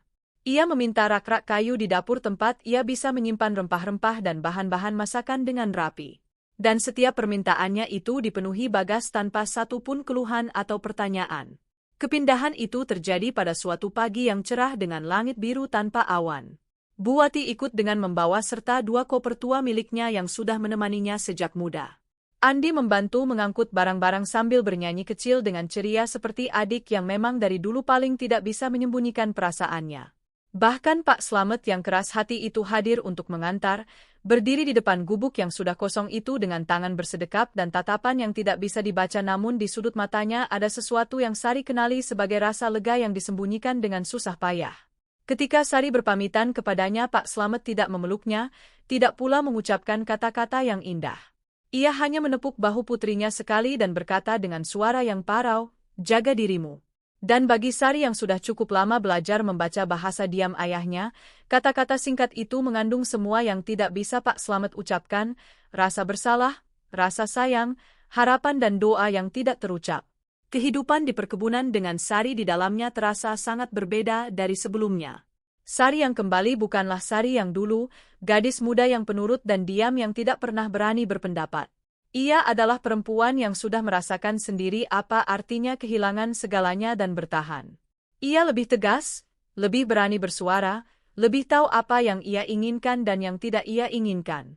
Ketika Bagas membuat keputusan tentang perkebunan yang menurutnya keliru, Sari tidak diam. Ia bicara. Ketika para pembantu rumah tangga diperlakukan tidak adil oleh seseorang, Sari tidak menutup mata. Ia bertindak. Dan Bagas, yang dulu tidak pernah bisa menerima koreksi dari siapapun, belajar bahwa suara Sari adalah sesuatu yang berharga, sesuatu yang perlu didengar bukan ditakuti. Ternyata Sari memiliki bakat luar biasa dalam mengelola perkebunan yang bahkan Bagas sendiri tidak tahu sebelumnya. Pengamatannya yang tajam dan kemampuannya untuk melihat masalah dari sudut pandang orang-orang yang bekerja di lapangan seringkali menemukan solusi yang tidak pernah terpikirkan oleh Bagas. Ia yang mengusulkan sistem pembagian hasil panen yang lebih adil bagi para buruh, sebuah sistem yang pada awalnya membuat beberapa pemilik perkebunan tetangga menganggapnya gila namun terbukti dalam 2 musim panen kemudian menghasilkan produktivitas yang jauh lebih tinggi karena para pekerja merasa dihargai dan memberikan yang terbaik. Ia yang mengusulkan untuk mendirikan sebuah gubuk kecil di tengah perkebunan sebagai tempat beristirahat dan makan siang para buruh agar mereka tidak harus berjalan jauh di tengah panas terik. Hal-hal kecil namun bermakna yang tidak pernah terpikirkan ketika perkebunan itu dikelola hanya dengan cara pandang seorang tuan yang melihat dari jauh. Pak Darmo yang menyaksikan semua perubahan itu dengan matanya yang sudah tua pernah berkata kepada Bagas pada suatu sore, "Kamu tahu apa yang membuat perkebunan ini lebih baik sekarang?" Bagas menunggu jawabannya. "Bukan hanya karena kamu berubah, tapi karena kamu membawa seseorang yang melihat apa yang kamu tidak bisa lihat. 2 orang yang saling melengkapi bukan saling mendominasi. Itu yang seharusnya memang dari awal tapi alhamdulillah akhirnya sampai juga." Pada ulang tahun kedua Rizky, yang dirayakan dengan lebih meriah dari tahun sebelumnya dengan seluruh keluarga dan sebagian warga desa yang sudah menerima keluarga baru ini sebagai bagian dari komunitas mereka, Bagas meminta Sari untuk berbicara berdua dengannya setelah semua tamu pulang. Mereka duduk di beranda belakang rumah yang menghadap ke kebun sawit yang hijau membentang jauh. Rizky sudah tidur di dalam. Bu Wati sibuk membereskan sisa-sisa makanan di dapur bersama Andi. Angin malam bertiup lembut membawa aroma tanah yang basah setelah hujan sore tadi. "Sari," Bagas berkata dengan suara yang tenang namun ada getaran di dalamnya yang tidak bisa ia sembunyikan. "Aku ingin menikahimu lagi." Sari menatapnya namun tidak berkata apa-apa, menunggu. Bukan karena kita harus, bukan pula semata-mata karena Rizky berhak punya kedua orang tua yang tinggal bersama di bawah satu atap yang sama meski itu memang benar. Tapi karena aku mencintaimu Sari. Mencintai perempuan yang kamu jadikan dirimu sekarang. Mencintai kekuatanmu, mencintai keberanianmu untuk memaafkan hal yang tidak bisa dimaafkan, mencintai cara kamu mencintai anak kita. Dan aku ingin menghabiskan sisa hidupku untuk mencintaimu dengan cara yang seharusnya sudah kulakukan sejak pertama kali kamu menjadi istriku. Sari menatap hamparan kebun sawit di kejauhan cukup lama sebelum ia menjawab. Lalu dengan senyum yang di dalamnya ada air mata namun bukan air mata kesedihan melainkan air mata dari sesuatu yang jauh lebih kompleks dan jauh lebih indah, ia berkata, "Iya. Tapi dengan satu syarat." Bagas tersenyum mendengar itu. "Syarat apa?" "Bahwa kita tidak pernah berpura-pura perjalanan kita mudah. Bahwa kita tidak pernah melupakan semua yang sudah terjadi karena justru ingatan itulah yang akan menjaga kita agar tidak pernah mengulangi kesalahan yang sama. Bahwa kita membangun sesuatu yang baru di atas kejujuran bukan di atas kebohongan yang nyaman." Bagas mengangguk dengan sungguh-sungguh. "Aku berjanji. Tidak akan pernah kulupakan dan tidak akan pernah kuanggap remeh kesempatan kedua yang kamu berikan kepadaku." Akad nikah mereka dilakukan di Masjid Desa Karanganyar dalam sebuah upacara yang sederhana namun penuh makna. Tidak ada kemewahan berlebihan, tidak ada tamu-tamu penting dari kota. Yang hadir hanyalah orang-orang yang benar-benar penting. Pak Darmo yang menangis sejak prosesi ijab kabul dimulai hingga selesai tanpa malu-malu. Bu Wati yang duduk di barisan terdepan dengan wajah yang bersinar dengan kebahagiaan yang sudah terlalu lama ia tahan. Andi yang berdiri tegak sebagai saksi dengan ekspresi bangga yang tidak bisa disembunyikannya. Beberapa warga desa Karanganyar yang sudah menyaksikan perjalanan panjang ini dari awal. Dan Rizky yang sudah bisa berjalan tertatih-tatih di antara barisan orang-orang yang duduk sambil tertawa kecil dan tangannya menggapai-gapai ke segala arah hingga membuat semua orang yang melihatnya tersenyum. Bahkan Pak Slamet hadir. Ia duduk di sudut belakang ruangan, tidak berbicara kepada siapapun namun hadir. Dan kehadirannya itu, bagi Sari, lebih berarti dari 1000 kata-kata. Ustaz Hamid yang memimpin prosesi akad nikah itu, orang yang sama yang dulu pernah mengantarkan surat cerai kepada Sari, kini berdiri di depan kedua orang ini dengan ekspresi yang tidak menyembunyikan betapa ia terharu. Dalam nasihatnya sebelum ijab kabul ia berkata, pernikahan bukan tentang tidak pernah jatuh. Pernikahan adalah tentang memilih untuk bangkit bersama setelah jatuh. Kalian berdua sudah melewati api yang bisa menghanguskan siapapun. Bahwa kalian ada di sini hari ini, itu bukan kebetulan. Itu adalah rahmat Allah yang diberikan kepada mereka yang mau belajar dan mau berubah. Ketika Bagas mengucapkan ijab kabul dengan suara yang tegas dan jelas, suaranya tidak bergetar karena gugup melainkan bergetar karena beban dari makna kata-kata itu yang ia rasakan sepenuhnya untuk pertama kali dalam hidupnya. Ketika Sari menyampaikan persetujuannya, ia melakukannya dengan mata terbuka lebar, dengan kesadaran penuh tentang siapa Bagas dengan semua kekurangan dan kelebihannya, dan dengan pilihan yang benar-benar bebas. Mereka pindah bersama ke sayap timur rumah perkebunan yang sudah selesai direnovasi. Ruangan-ruangan itu berbeda dari bagian rumah lainnya, lebih terang, lebih hangat, lebih terasa seperti rumah yang benar-benar dihuni oleh orang-orang yang saling mencintai. Buati tinggal bersama mereka di kamar yang cukup nyaman di ujung koridor. Ia menjadi tangan kanan Sari dalam mengurus rumah dan mengasuh Rizky sementara Sari semakin sering terlibat dalam pengelolaan perkebunan bersama Bagas. Kehidupan di perkebunan berubah menjadi sesuatu yang tidak pernah Bagas bayangkan sebelumnya. Bukan karena semuanya sempurna, tentu saja tidak. Ada hari-hari ketika mereka berdebat dengan keras tentang keputusan perkebunan.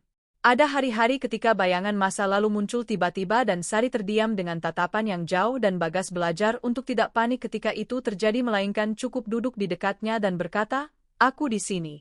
Ada juga hari-hari ketika Bagas melakukan kesalahan kecil yang mengingatkan Sari pada pola lama dan ia berkata terus terang tanpa menunggu dan Bagas belajar untuk menerima koreksi itu sebagai hadiah bukan sebagai serangan.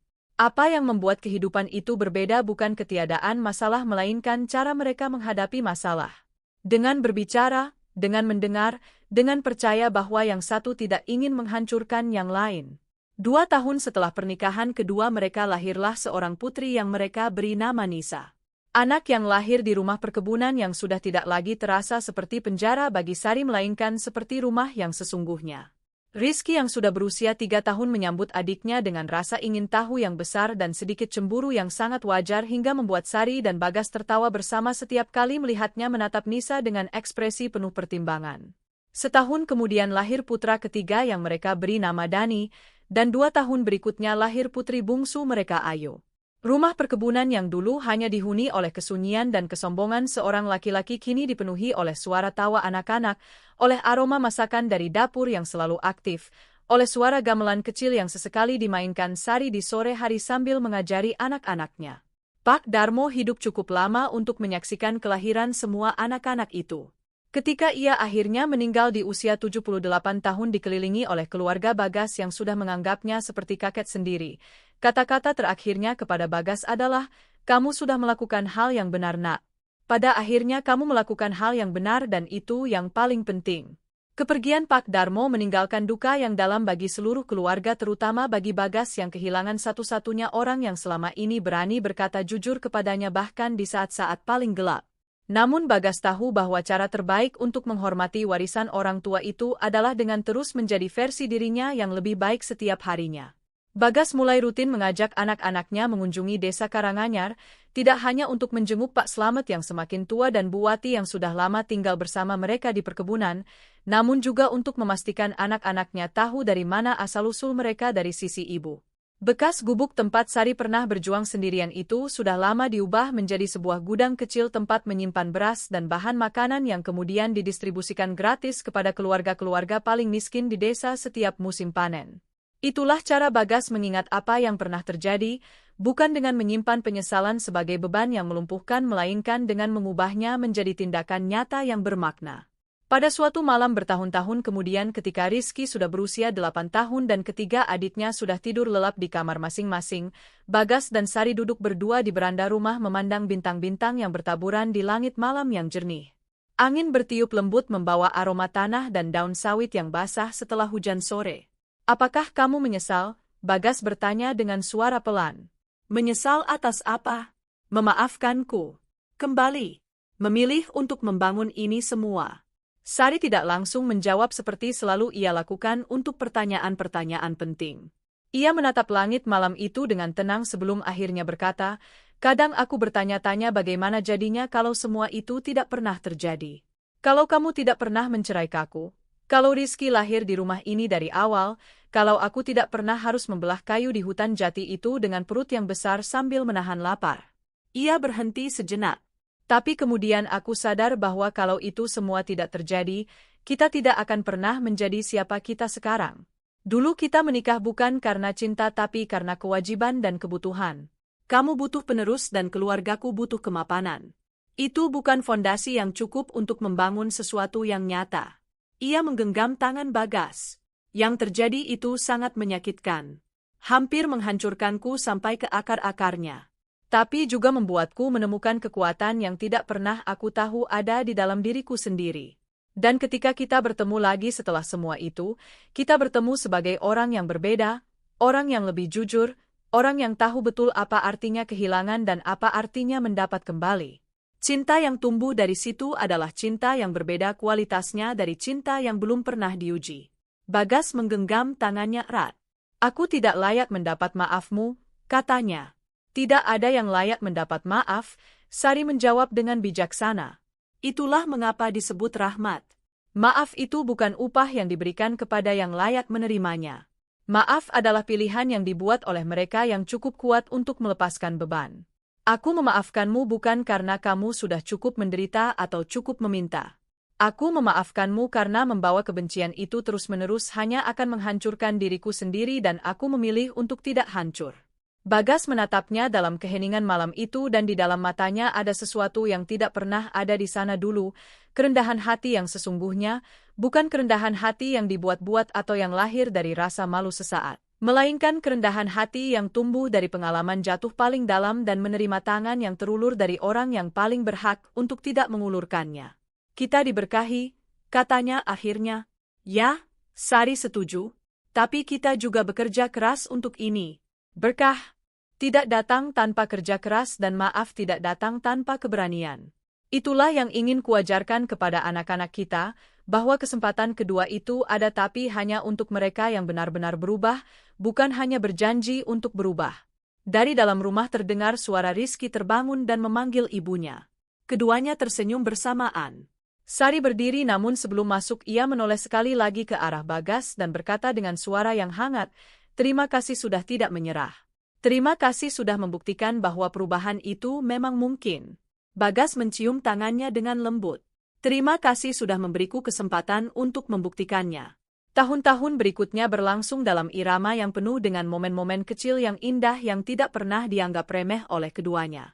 Setiap pagi ketika mereka duduk bersama sarapan dengan keempat anak mereka yang ribut dan bersemangat, Bagas selalu meluangkan satu momen untuk sekadar memandang sekeliling mejanya itu dan merasakan penuh-penuh betapa berbedanya kehidupan ini dari kesunyian dan kekosongan yang pernah ia pilih sendiri dengan tangannya. Setiap malam ketika ia mengantar anak-anak tidur bergantian, membacakan cerita atau menjawab pertanyaan-pertanyaan konyol yang hanya bisa keluar dari mulut anak-anak kecil, ia selalu teringat malam-malam di gubuk itu ketika ia duduk di lantai tanah sambil menggendong Rizky yang masih merah dan berpikir bahwa mungkin sudah terlambat untuk memperbaiki segalanya. Ternyata tidak pernah terlambat, selama masih ada kemauan yang tulus. Rizky tumbuh menjadi anak laki-laki yang cerdas dan punya rasa empati yang kuat terhadap orang-orang di sekitarnya. Sifat itu mungkin sebagian diturunkan dari Sari namun juga sebagian dibentuk oleh cara Bagas membesarkannya, dengan tidak pernah menyembunyikan dari Rizky bahwa ayahnya pernah melakukan kesalahan besar dan bahwa mengakui kesalahan adalah bagian dari menjadi laki-laki yang sejati. Ketika Rizky beranjak remaja ia semakin sering bertanya kepada Bagas tentang cerita-cerita masa lalu dan Bagas tidak pernah menyembunyikan kebenarannya. Suatu hari ketika Rizky berusia sekitar 12 tahun ia bertanya dengan langsung seperti yang selalu jadi caranya, "Ayah, Apakah ayah menyesal pernah menceraikan ibu? Bagas meletakkan buku catatannya dan menatap anaknya dengan serius. Setiap hari, jawabnya jujur. Setiap hari aku menyesal atas rasa sakit yang aku sebabkan kepada ibumu. Tapi penyesalan itu tidak membuatku terus terpuruk. Penyesalan itu yang mendorongku untuk setiap harinya berusaha menjadi lebih baik dari hari sebelumnya. Rizky mengangguk pelan dengan ekspresi yang lebih dewasa dari usianya. Ibu pernah bilang bahwa memaafkan ayah adalah salah satu hal tersulit yang pernah ia lakukan. Bagas mengangguk. Ya, dan itu juga salah satu hal paling berani yang pernah dilakukan siapapun untukku. Rizky diam sebentar lalu berkata, aku mau jadi orang yang kalau melakukan kesalahan, berani mengakuinya dan memperbaikinya seperti ayah. Bukan seperti ayah yang dulu, tapi seperti ayah yang sekarang. Kata-kata itu menembus dada Bagas lebih dalam dari apapun yang pernah ia dengar sebelumnya. Ia menggenggam bahu anaknya dan berkata dengan suara yang hampir tidak keluar, itu hadiah terbesar yang bisa kamu berikan kepada ayah nak. Bertahun-tahun kemudian ketika Bagas sudah menjadi laki-laki yang lebih tua dengan rambut yang mulai memutih di pelipisnya, ia duduk bersama Rizky yang kini sudah dewasa di beranda rumah pada suatu sore dan menceritakan seluruh kisah itu dari awal sampai akhir tanpa melewatkan satupun bagian yang menyakitkan. Rizky yang sudah mendengar sebagian besar cerita itu dalam versi-versi yang lebih pendek sepanjang hidupnya mendengarkan kali ini dengan kesabaran seorang dewasa yang tahu bahwa ada sesuatu yang lebih besar sedang disampaikan. Ketika Bagas selesai bercerita keduanya duduk dalam keheningan yang penuh dengan perasaan yang tidak perlu diucapkan. Mengapa ayah menceritakan ini semua sekarang? Rizky akhirnya bertanya. Karena aku ingin kamu tahu. Bagas menjawab dengan suara yang bergetar oleh usia dan emosi, bahwa manusia bisa melakukan hal-hal yang sangat buruk dan masih bisa menemukan jalan kembali kepada kebaikan. Tapi jalan itu tidak mudah dan tidak otomatis. Butuh keberanian untuk mengakui, butuh ketekunan untuk memperbaiki dan butuh rahmat dari orang yang kamu sakiti untuk bisa benar-benar sembuh. Ia menggenggam tangan anaknya. Aku juga ingin kamu tahu bahwa beberapa luka tidak pernah sepenuhnya sembuh. Ibumu sudah memaafkanku, ya, tapi aku tahu masih ada hari-hari ketika bayangan masa lalu itu muncul kembali dan tugasku setiap harinya adalah memastikan bahwa bayangan itu tidak punya kekuatan untuk mengancam apa yang sudah kita bangun bersama. Rizky mengangguk pelan. Ibu mencintaimu, ayah. Aku tahu itu. Dan aku mencintai ibumu, Bagas menjawab.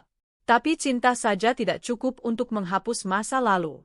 Cinta yang memberikanmu kekuatan untuk membangun masa depan yang lebih baik meski masa lalu itu tetap ada. Ingat itu nak. Ketika kamu membuat kesalahan dan kamu pasti akan membuat kesalahan karena kamu manusia, ingat bahwa karakter seseorang tidak diukur dari apakah ia pernah jatuh atau tidak. Karakter diukur dari bagaimana ia bangkit setelah jatuh dan apakah ia mau mengulurkan tangan kepada yang pernah ia jatuhkan. Bagas meninggal dengan damai 2 tahun setelah percakapan itu, dikelilingi oleh Sari, Rizky, Nisa, Dani, Ayu dan para cucu yang sudah mulai memenuhi rumah dengan suara dan tawa. Sari ada di sisinya memegang tangannya seperti yang pernah ia pegang di malam persalinan yang penuh badai itu, seperti yang ia pegang di setiap momen penting dalam kehidupan mereka yang panjang dan tidak mudah namun sesungguhnya sangat bermakna. Kata-kata terakhir Bagas adalah untuk Sari. Terima kasih, bisiknya dengan suara yang sudah sangat pelan. Untuk segalanya. Untuk maafmu, untuk cintamu, untuk kehidupan yang kita bangun bersama. Aku laki-laki yang paling beruntung bukan karena aku tidak pernah salah tapi karena aku menemukan seseorang yang mencintaiku cukup untuk memberiku kesempatan memperbaiki kesalahanku. Sari mencium dahinya dengan air mata yang mengalir bebas di pipinya. Dan aku beruntung, katanya, menemukan seseorang yang menghargai kesempatan itu cukup untuk tidak pernah menyia-nyiakannya lagi. Bagas tersenyum dan memejamkan matanya dengan tenang. Sari hidup 10 tahun lebih lama setelah kepergiannya. Tahun-tahun itu ia habiskan bersama anak-anak dan cucu-cucunya, bercerita, berbagi kebijaksanaan dan memastikan bahwa pelajaran dari hidupnya tersampaikan kepada generasi berikutnya. Bahwa maaf itu mungkin diberikan tapi tidak boleh dianggap murah. Bahwa cinta sejati bukan yang tidak pernah diuji melainkan yang bertahan setelah ujian terberat sekalipun. Bahwa rahmat Allah itu nyata tapi ia datang kepada mereka yang mau belajar dari kesalahan bukan kepada mereka yang hanya minta dimaklumi. Ketika Sari akhirnya pergi, Ia dimakamkan di samping Bagas di pemakaman perkebunan di bawah pohon mangga tua yang ia tanam sendiri bertahun-tahun lalu di pojok halaman. Batu nisannya bertuliskan sederhana, Sari, istri yang dicintai, ibu yang dikagumi dan bukti bahwa perempuan yang kuat bukan yang tidak pernah patah tapi yang bangkit dari kepatahannya dan memilih untuk tidak membiarkan kepahitan menguasai hidupnya. Dan batu nisan Bagas di sebelahnya bertuliskan, Bagas, suami, ayah dan kesaksian bahwa bahkan yang paling tersesat pun bisa menemukan jalan pulang bila hatinya benar-benar mau berubah. Kisah Bagas dan Sari diceritakan turun-temurun di Jawa Tengah, bukan sebagai dongeng di mana segalanya indah dan mudah, melainkan sebagai kesaksian bahwa kesombongan bisa menghancurkan semua yang baik namun penyesalan yang tulus dan keberanian untuk memaafkan bisa membangun kembali bahkan yang tampaknya sudah hancur sepenuhnya. Dan setiap kali seseorang dalam keturunan mereka tergoda untuk membiarkan kesombongan memandu keputusannya, mereka teringat kisah leluhur mereka yang hampir kehilangan segalanya karena keangkuhan dan diselamatkan oleh kerendahan hati dan cinta yang berani.